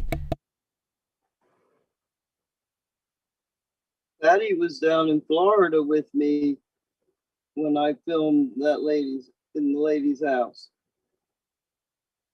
Sorry, I told Jimmy I can't believe I'm done with the invoices. Just gotta put Tammy's in the cash app. Yay! That was around Thanksgiving. Hi, Rosalita. Sorry, I wasn't ignoring anybody. I had to get out the those invoice things. I was so far behind on them. I feel so good when I get a restart. Hi, LMNW. LMNW, I sent you a payment request. I just want to know if you got it for that thing that you bought for, I believe it was Ruff you bought it for? The little inspiration box thingy. And Rebby's Rock, let's face it. Rebby's Rock. Rebby's Rock. Hi, Cat's Got Your Tongue. Oh, we got to do Cat's Got Your Tongue. Okay. We didn't finish. See? What? We got to figure out Cat's Got Your Tongue. Uh-huh. Yeah. I hate getting backed up on stuff, and I hate making people wait. You paid? Okay, great, LMW. Thank you. Because I didn't even check. I just wanted. Thank you. And I think there was somebody. Wasn't I supposed to? Tammy, is she around? Was I supposed to send? Were you supposed to send me something to send to somebody else through PayPal? Oh no, Tina has Cash App. Didn't she buy something from you? Who did Tammy bought something from somebody, and then needed. Oh yeah, you were. I just paid you too, by the way. Oh, okay. Thanks. But yeah, I think you were supposed to help Tammy get Liza paid. Oh, Liza. Okay. Yeah. All right. So if Liza sends you the bill, then yeah, Liza, you can send me the bill so I can ask Tammy for the Cash App, and then I can PayPal you. Right. You know the routine. Yeah. Yep. Chumley. Where is Chelsea? I'm worried about Chelsea. Haven't seen Chelsea in a long time. Hope she's okay. Maybe she's busy with the summer. Oh, did you go to bingo, LMNW? You heard a bird tapping on your window? Oh.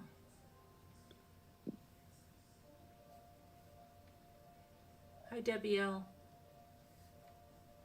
Gail B. Hi, Nightbot. Hi, Jeanette. So, oh, what do you do? Are you doing anything for, did Jeanette leave? Oh, no, she's here. Are you doing anything for Labor Day weekend special, Jeanette? Well, no, not really, because you know how when you're going to go on a trip, you just end up, I don't know if I'm the only one that does this, but I think I need new clothes. So, I have been doing some shopping, so I got some, hold on. Uh-oh.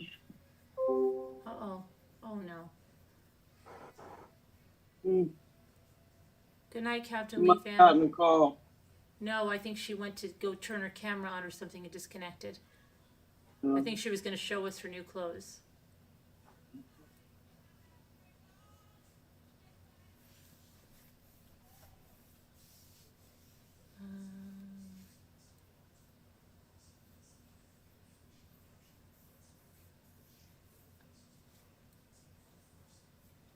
Hi, Vicky Morowski. Wish I could remember the name of the lady with the music doll thing.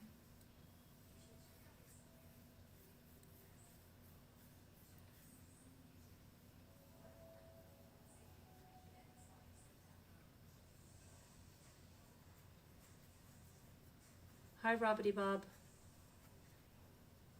Bobbity Bob.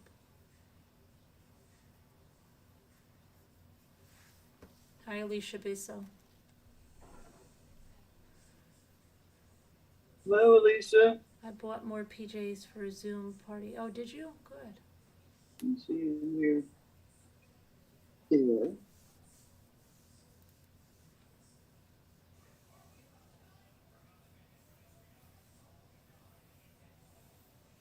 Will everyone please hit the likes for Debbie D and everybody?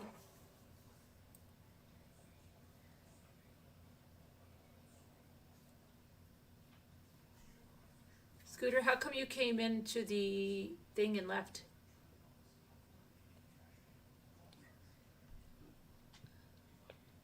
Hello, everyone.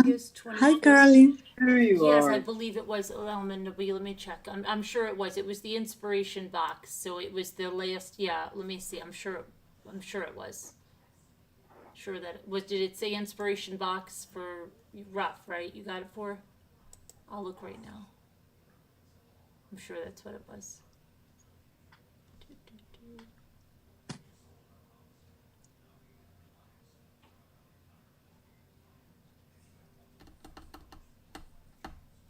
Oh, yes. Yes, and yes, it's paid. Thank you.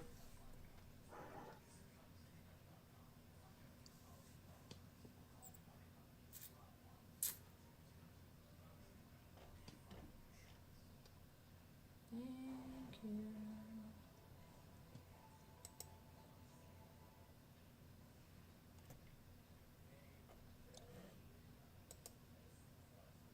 Okay. All right.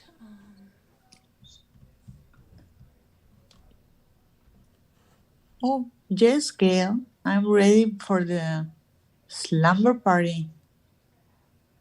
Are you? Movie night? You ready for a Slumber party.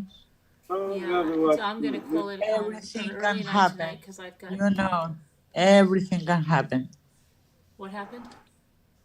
Everything can happen. Oh, everything can happen. Yeah. Yeah. You knocked on the door as you entered the live stream. By the way, 4 days and 10. By the way, 4 days and 10 until my night. Don't throw tomatoes at me. 4 days. So just wait. When is she going? 4 days and 10? 14 days? You still have 14 days? No. Wait, she still has 14 days before her cruise? Or 4 days? I think 4. When are you going away? How's your fall? I'm gonna get my phone to send Tammy's things through. I'm listening. 4 days and 10. It almost sounds like 4 and 20 blackbirds baked in a pie. Like she's trying to be funny. 4 and 20 blackbirds baked in a pie. When the pie was open, the birds began to sing. Okay, let's see. Okay, so Tammy, Kesha.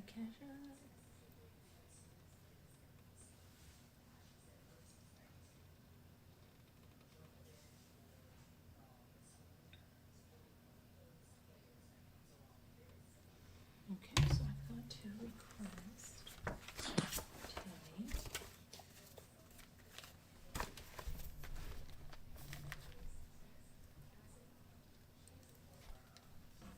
What are you doing this weekend, Alicia? Oh, 4 days and 10 hours. Okay, that's better.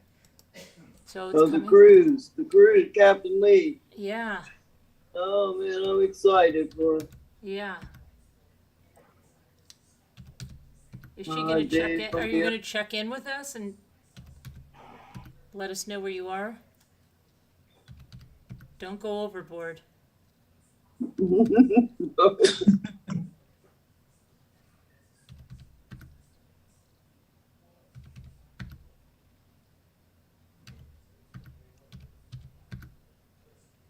Oh, my plans.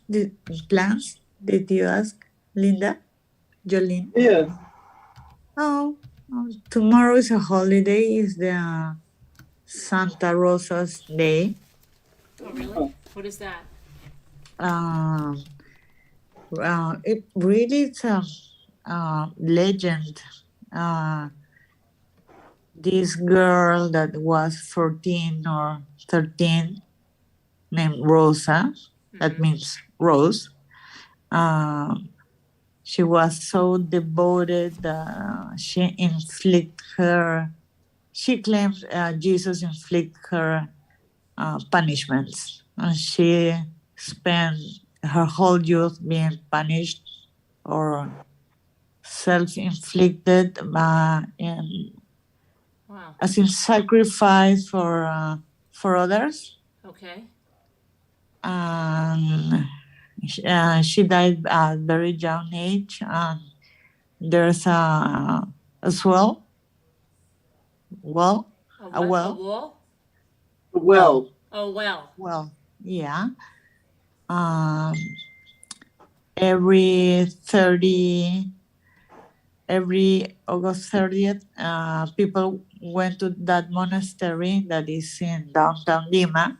Okay. And throw wishes into the well and leave her roses, red roses. Oh, okay.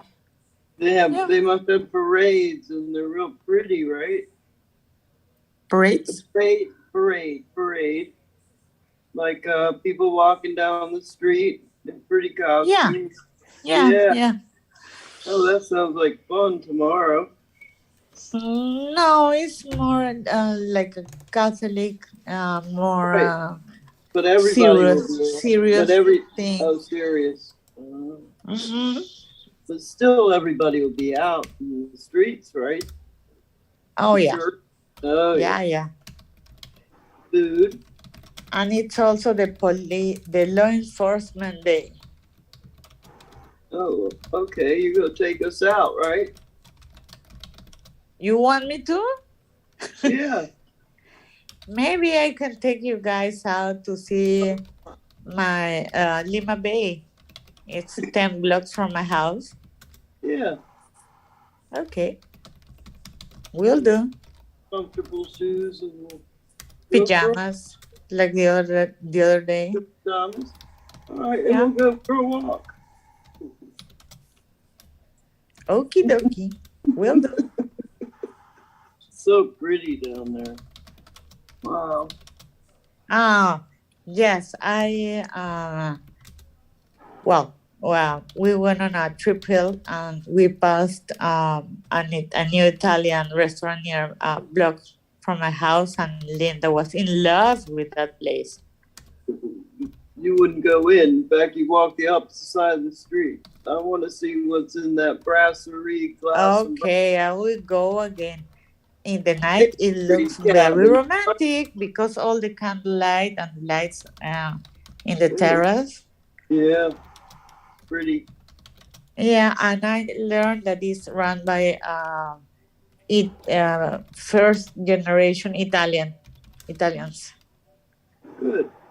The wife is The pastry case looked incredible. It looked 10 feet, 12 feet long. where we went in. No, the place you didn't go in. Oh, sorry. Next time. All Next right. time. Leave us wanting more. Okay.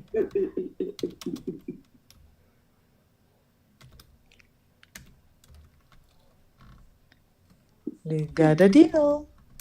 He said, Jolene, I'm in my pajamas.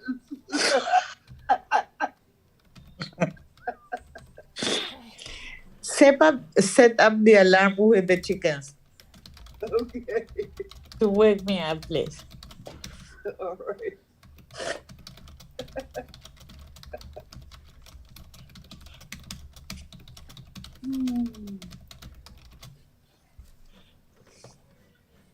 Okay. Now, I think that was like really. Hi, Martha.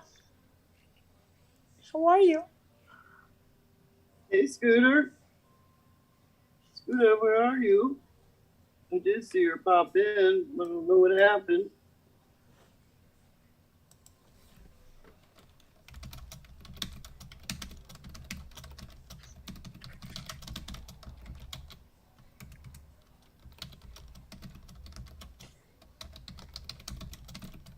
Ooh.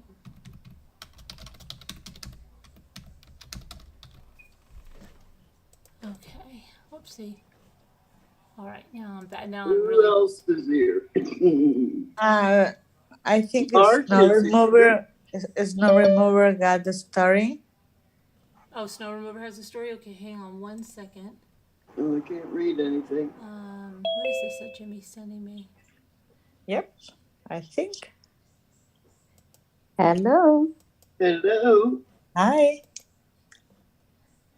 What is Jimmy? It's Gail or Christy, one or the other. What are you sending me here, Jimmy? Oh. I don't know what that wooden thing is, but. Hi, Gail. Okay, let's see here. All right, let me back to the chat. I'm back now. I got that done. Oh, gosh. All I need is now cats and those magnets. I'm doing cats. You're doing cats, okay. All right. Tell us, Snow Remover. Let's see. What is snow? I went to my ex-husband's funeral, and guess who was there? Oh, his wife? I don't know. Who? Guess? Who? Who would be at your ex-husband's funeral? His family? Guess who was there? Elvis? Would you say his wife? Yeah. I don't know, you know, I mean, guess who was there? It was awkward because Wow. the one he cheated with was there, but there's more. Yeah, it's a Oh, possibility. really? He cheated? Okay, yikes.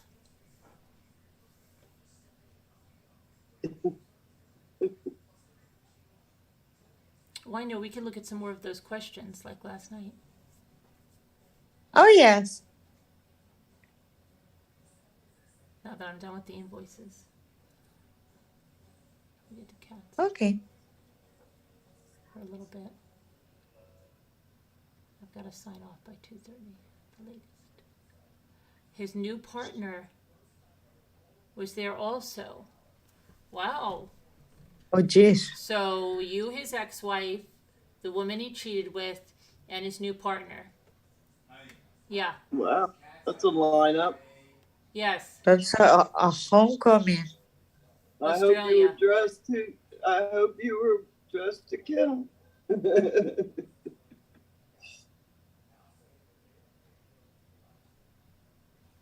Awkward. Yeah. Sounds like a country song. Scandalous.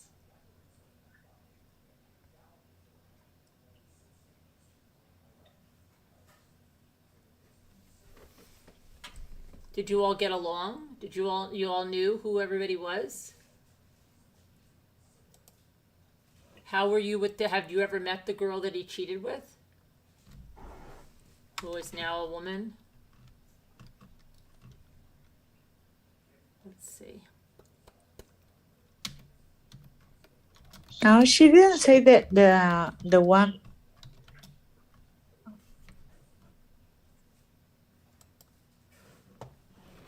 Oh, of course.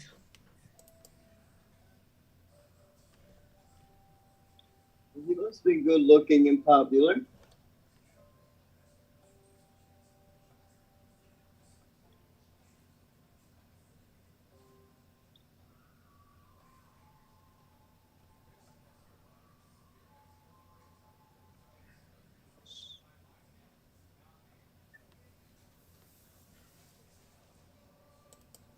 Okay, here's a good one. I'm 25. My mother has treated me like her therapist my whole life, confiding in me about adult problems even when I was a young girl. Lately, I realized that practically our whole relationship revolves around me being her confidant. I've been in therapy for 5 years trying to get over my resentment of this, but no matter how many times I ask her to stop dumping her problems on me, she won't. She also refuses to speak to a professional counselor. My sister says it's a lost cause and that I should just keep our conversations superficial, but that upsets me more than not talking to her at all. How can I turn this relationship into a healthy two-way street? Anybody have that problem? No. Yeah. I have been there with an auntie. Yeah. There you go. Well, hi, Gail. Go ahead. That's what I'm saying. Yeah, I've been there with an auntie all my life, and she's early 70s. It's not going to change. Let's say it. I had a similar relationship with my mother, whom I love very much like you. I often resented being her dumping ground. I often felt like a failure, even as a kid, for my inability to fix her problems. Even after I told her how it made me feel, she didn't change her behavior. Maybe it was habit by then. So I suggest a different approach. Don't try to get over your reasonable resentment. Let all your feelings for your mother, good, bad, and complicated, bubble up.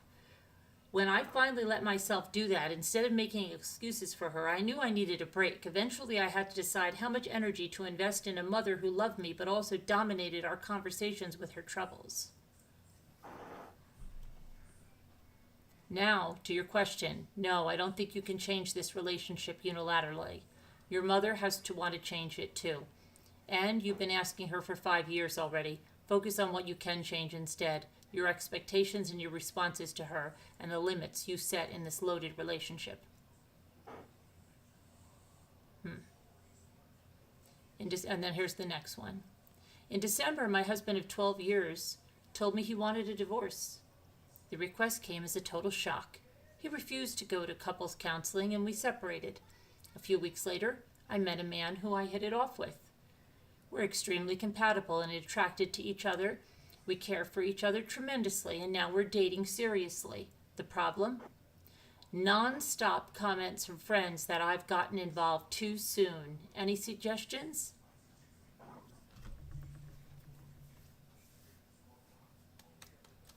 If it works, don't break it. Somebody said, ignore these people. Would they rather you sit at home alone licking the wounds of abandonment? Listen, we have no idea where your new relationship is headed. I hope you remind yourself occasionally that it's still new and comes on the heels of a major breakup. These are good reasons for anyone to go slowly with a new romance. That said, I'm delighted you met someone you like so much. As for your friend's comments, even if this new relationship turns out to be a lovely rebound, what's the harm in that? True. Okay, I lent money to a friend who promised to pay me back in 3 months after she received a bonus at work. She needed it to pay medical expenses for her son. 3 months came and went. Then she stopped returning my calls and emails. Finally, after years of chasing her, I collected most of the money, but she was $2,000 short. I'm not the kind of person who reports people to the police, but what else can I do? I've since learned that her son was never sick, and that she never worked at the company she claimed she did. Well, if you want to get rid of people, lend them money. That's it. Yeah, That that's that so one, I true. reckon, that one's reportable. I would be reporting. But my father-in-law, he said to me, never ever loan anything you expect back. Right. I always think that it's never going to come back. Yeah, and never loan anything. So that's monetary, but never loan any item or object that you expect it to come back in the condition you sent it. Right, yeah. I think you should count yourself lucky to have recouped most of the loan. Close the book on this ugly chapter. Your friend is no friend. But she didn't steal the money. You lent it to her, without an agreement in writing, it seems, or verifying her false claims. And she hasn't repaid you fully. The police are unlikely to get involved in a civil dispute. If you believe the woman has $2,000 to collect, your recourse now, after years of chasing her, is to hire a lawyer and sue her, which may be expensive. I know $2,000 is a lot of money, but haven't you wasted enough time on this grifter already? Yeah. Like I said, I've spent money before. I've done all that in my life, but now I know here's the $40. I probably won't see you again. Okay. After a long search, I found a great roommate. The space is tight, so someone neat and respectful is important. I'm a woman, so I was slightly surprised that the best candidate was a man. We have many shared interests, so our conversations are interesting. We even cook together occasionally. The problem?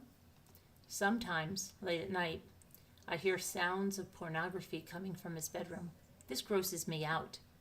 Would it be too much to ask him not to watch it while I'm at home? Well. He was just a That's friend. tricky. That's He's a tricky. roommate. Tell him to get headphones, turn it down. In the attic or in the basement somewhere. I'd get him away from where I had to hear it. Yeah. Ask him if he's got it's my headphones. house, If not, yes. buy him some for Christmas. They said I just wouldn't ask want him to to use hear you in a headphones movie. when he's watching films or listening to music when you're both in the apartment. You should do the same. If you want to keep your almost perfect roommate, I suggest butting out of what he does in the privacy of his bedroom, as long as it's invisible and inaudible to you. It's none of your business. Okay. Well, I'm trying to move him away from my bedroom.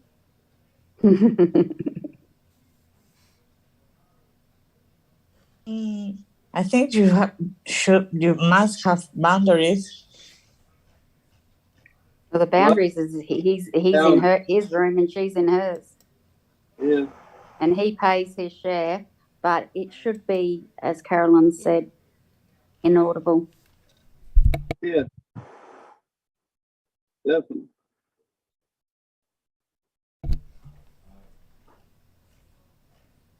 Okay, let's see. If you were in your room blaring the music so you didn't have to hear him, I think you'd get the idea. Mm-hmm. Oh, yeah. If you're in the apartment, you start blaring that stereo at 2 a.m. That's I'll be putting on something like Phantom of the Opera.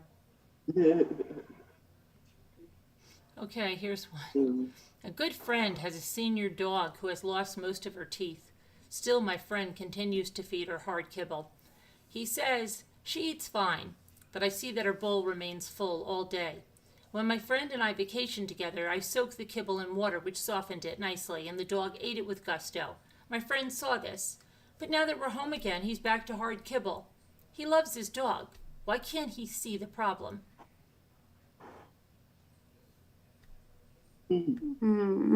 I should talk about it directly. Some people Poor have a hard dog. time admitting they're wrong. This is what they say. Others struggle to change old habits. Most of us have some difficulty acknowledging the realities of aging and death. Who knows what's motivating your friend? Let's just get that dog fed. Be direct. The next time you're at your friend's place, point out the full bowl of kibble and ask, why are you not taking the simple extra step of soaking the kibble so your dog can eat it? I know you love her. Then don't let him off the hook until he promises to soak it or switch to soft food. I agree. Yep. Yeah. Or you have a dental bill from the hard dog food. Mm-hmm. Yeah. But here's me who will hand feed my dog when she won't eat.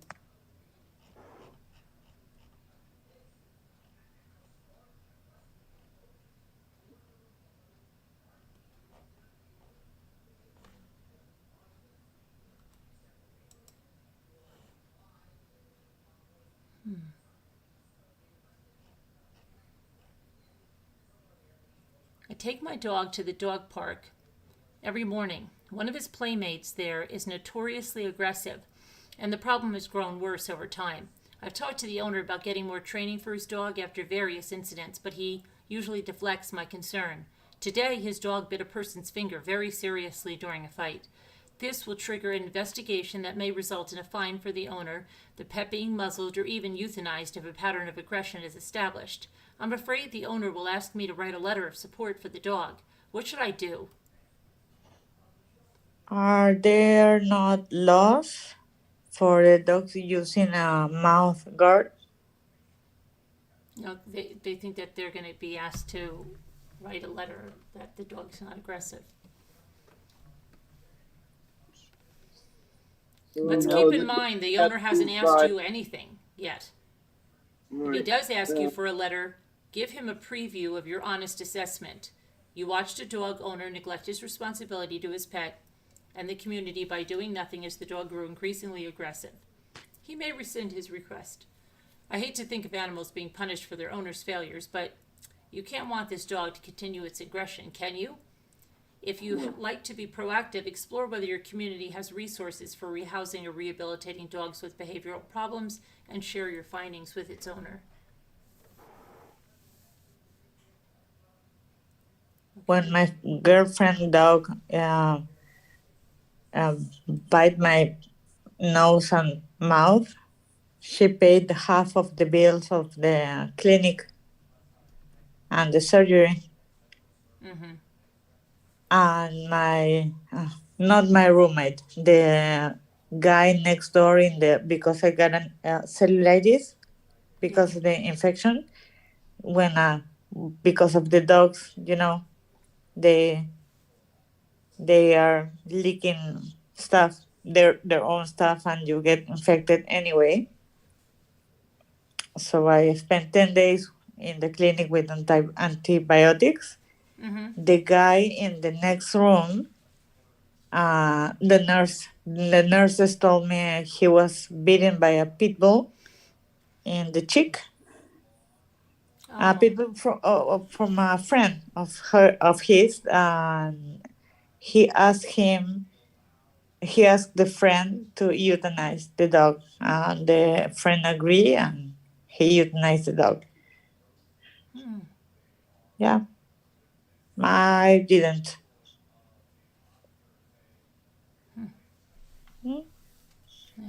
Yeah.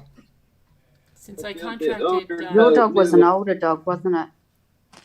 It was another dog Yeah. that the one that bit me, and I put my face right in front his. It's so he got Yeah. angry, mm-hmm. but she felt responsible. Oh, you did, Marianne? Had a friend that fed the dog baby food? Mm, Okay. yeah. All right. So here is, let's see. Since I contracted COVID last year, my taste buds have been dulled. I haven't shared my condition widely. I went to a dinner with friends recently that featured several homemade dishes. I ate freely, but I couldn't taste much. So I didn't say anything about the food. This will probably happen again. Would it be rude to express my disappointment at being unable to enjoy meals? I can't even believe somebody wrote this. I don't think it's rude.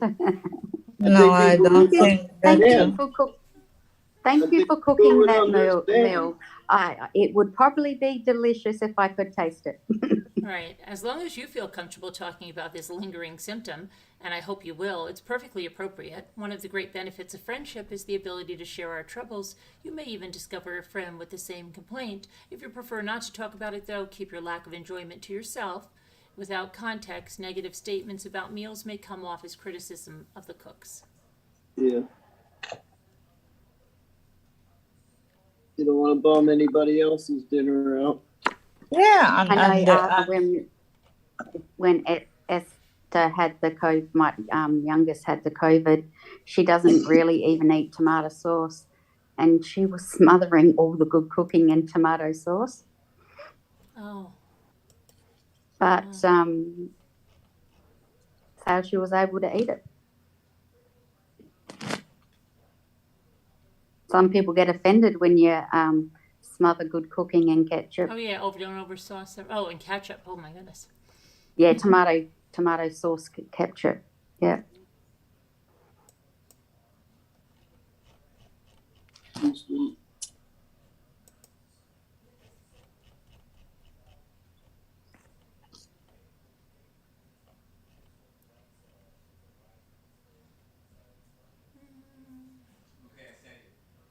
Okay.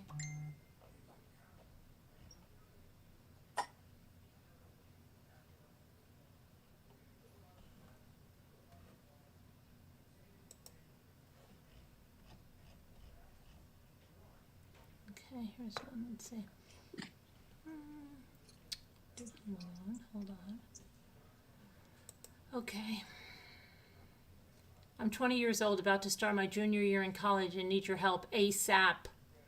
I thought I had a handle on who I am. I've always dated women since I started dating 2 years ago, and the lesbians on campus have always been my people.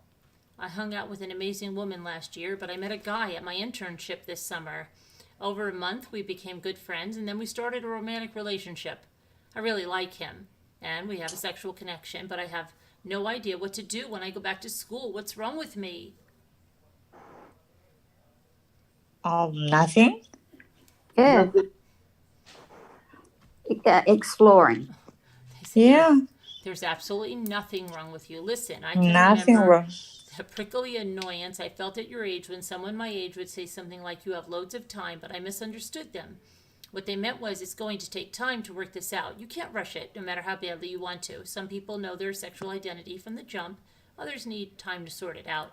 Still others experience shifts in their feelings and have more fluid attraction. Your experience may differ from your friends, and that can feel frustrating, but keep the focus on your feelings, and that's what matters here.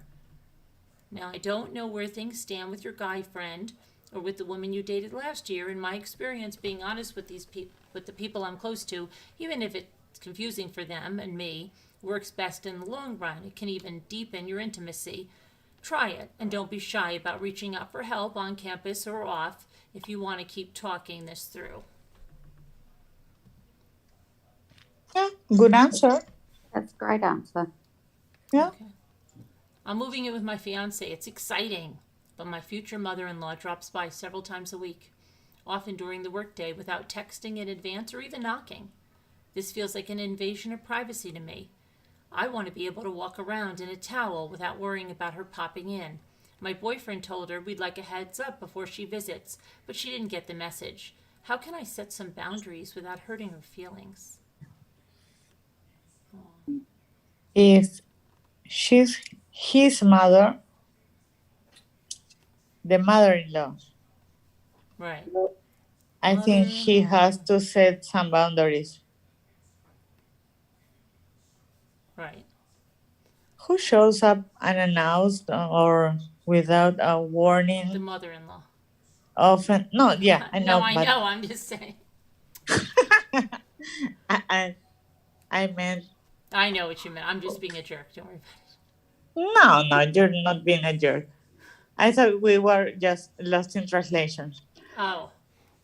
No, there are mother-in-laws that do that. There's mothers that do that. You know. And there's some that never visit at all. Right. And there's some that never visited at all. But you, Hey, Linda. your mothers, you will show up without announcing or texting or saying, "I'm gonna drop. Hey, I was in the area. Look what I got you guys." Yeah. Yeah, they're always. Will you do that? I'm not a mother, so I'm asking you. I don't know. I might, like, if I was, but usually I would probably call, like, if I was coming back from the store and I got them something, I would usually call and say, "I'm coming back and I got something. Where are you guys?" Mm-hmm. You know, I mean, I wouldn't just walk in. She says she doesn't even knock, this lady. Yeah. Knock? Yeah, she says the mother-in-law doesn't even knock. Do you have a key? I guess. Or maybe she knows the code. Like my son has a code and we know the code. Maybe she knows the code and she just goes in. That's another reason. I have a girlfriend that lives with his boyfriend for 3 years now. And the mother sends him like between 10 or 20 texts a day. Right. And he once was looking at the screen and she said, what? No, my mother sent this picture to me and I really don't know what to reply. And it was a picture of the mother topless. Oh, God. Because she got a boob enlargement. Oh, really? A boob job, yeah. And when she was recovered, she sent a picture to her 50 years old son and said, "What do you think about my new boobs?" Well, there's something wrong with her. Sugar boobs. Yeah. Something wrong. I didn't pinpoint it, but there's something wrong. Yeah, my friend. I could see if she had a shirt on and showed him. No, she was really topless. He sent me the picture, and I was what? I have to see this. No. I mean, he'll never get that picture out of his head. No, that's weird. Yeah, some boundaries, please. 10 seconds of his life. And once he was having a shower. My girlfriend was in the bathroom, but I don't know, putting makeup on. I don't know, and the mother in the mother's house, and she go inside the room, then go inside the bath that is inside the bedroom, open the door, sit on the sink, and start chatting with her son naked, taking a shower while my friend was over there in her underwear. Well, but is that the way he grew up? Does she know? Is that the way he grew up? Was his mother always like that? Yeah, she told me the mother has she's divorced, but her ex-husband lives above her in another apartment, and he treats her son like he's a son/boyfriend. Okay. And she hates all the women that dates or the girlfriends of both her son. He's she 50 does. now. She's controlling and kind of using. She sexual named her as new with dog children. after my girlfriend. She what? She named her new dog His after my girlfriend's name? girlfriend. His girlfriend's name? Yeah. Oh my gosh, are you kidding me? There's something wrong. No. True story. Deeply, deeply wrong. Oh my gosh, what did the son say? Nothing. He Wow. always made excuses for What her did mother. she say? I just really like that name. My That's the name friend. I was going to name my dog. Oh my gosh. Yeah. I don't know. I'd have to say something like, Mom's got a little dementia happening. She thinks she's a lot younger. There was a show like that, Raising Hope. Do you remember that show, anybody? Where What? the grandmother... Yeah, I do. Huh? Yeah, You Gail do does. get Or the that mother remember? what? Famous Raising Hope. played mother. Famous person played the mother. I can't think of her. Phyllis something. Cloris And, Leachman? Yes. And she was always taking off her shirt when company was coming over. Get her in the bathroom or get her back in the bedroom. And oh, it was wild. It was wild. Raising Hope. That was funny. Oh my gosh. Mm-hmm. I was a bit sad when that didn't renew much. I think it's only 1 or 2 series. Yeah. Here's the answer. I may be misreading the situation, but it sounds as if your fiance tolerated or even welcomed his mother's unannounced visits for some time. That doesn't make them any less an invasion of your privacy, but it does argue for patience and may explain why she ignored her son's first request for a heads up. I wouldn't go it alone here. You will do better as a united front with your fiance. The next time the 3 of you are together over a meal, maybe he, or you should say, we love seeing you, but we'd like you to call or text before visiting to make sure it's convenient. Will you do that, please? And then wait for her answer. That's your signal that she's really heard the request. They asked Yeah. for the key back. Uh-oh, what happened? Who lost? I live in And a they did ask for the keys back. Oh, yeah. Listen, rural, remember that person that came in, Nature's Bounty or whatever it was? I live in a semi-rural area and a homeowners association that forbids raising chickens on our properties.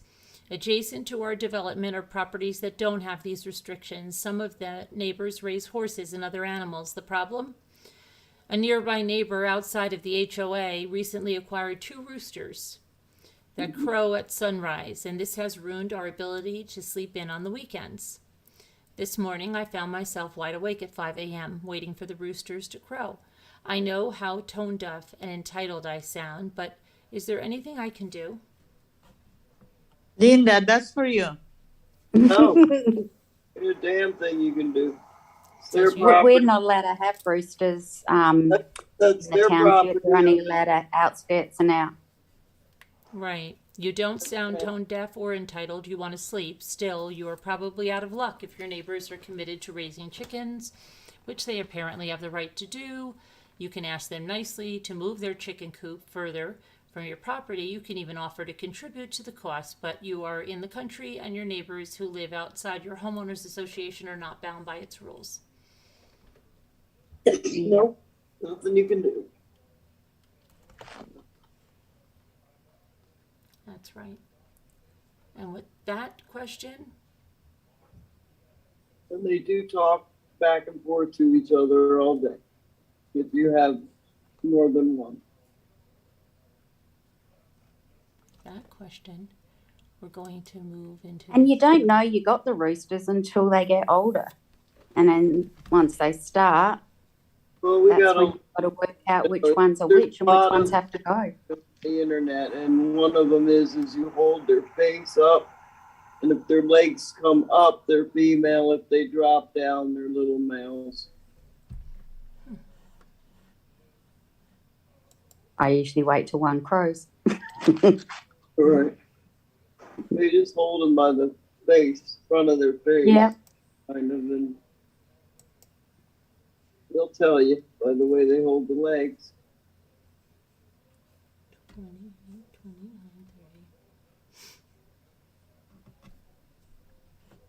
30. And I learned that from the lady in Tractor Supply, but it is on the internet too. Yep.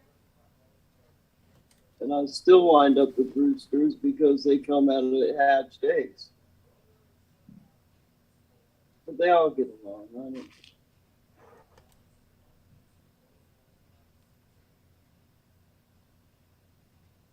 Remember, I have the father and two brothers. Hmm.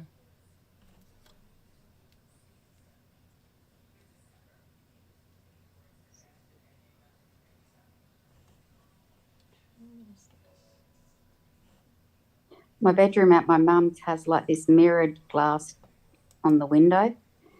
Mhm. And the bird, there's this black and white bird. I think it's male, and it's protecting its nest. It can see itself Right. and keeps banging on the glass. We'll do that till the beaks bleed. It's terrible. Yeah. I used to hang stuff all the way along there. I've even hung a pot plant there. No, nothing works. Not even some kind of moving streamer. Yeah, done all that. When I had that major surgery here the last time, I stuck streamers all along it because every time I pecked the glass, it made me jump. Oh yeah. If you Nothing didn't know worked. what it was, you would be going, "What is that?" Yeah, I know. It's done it Thanks, for years Liza. and years. Oh, careful, you're going to fall off.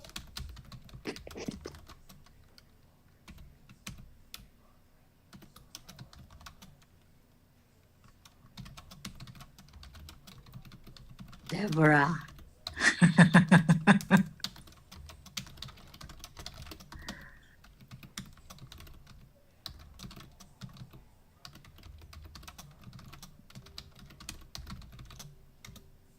Okay, so we're gonna go into the Zoom then now, because I have a stuff I gotta get done. But thank you to the I'd moderators. really like to watch a movie. Okay, we can. Yeah, we'll talk about it when we go in there. Thank you guys thank you to the moderators. Thank you guys. Join us if you're a member. Yeah, or if you're not a member, you can become a member. They're 20% off the Absolutely, memberships. please. It's only Yeah, $1.59 I'm gonna for the upgrade. lowest tier, which The is deputy. 20% off is too for upgrading. Yeah, Yeah. 20% Oh, off. For all, yay. yeah, so, Yeah, yeah, we'll team of that. no better time. Okay, all right, guys. Thank you for watching and everything. We'll see you tomorrow, or if we don't see you in the Zoom. All right. Bye-bye. Bye, everybody. Bye, everybody. Or good day, whatever part of the world you live in.